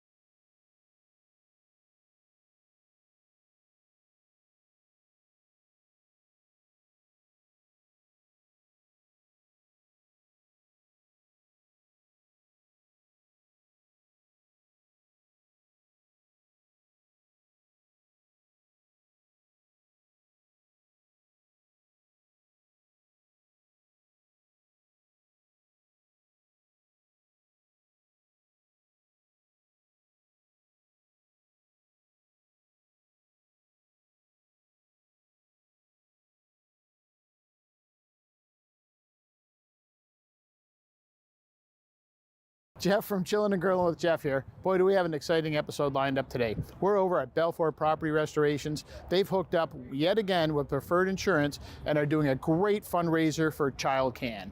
We see a bunch of barbecues, a bunch of wood, and a bunch of smoke. We're gonna head on over there, get into a good old-fashioned barbecue throwdown.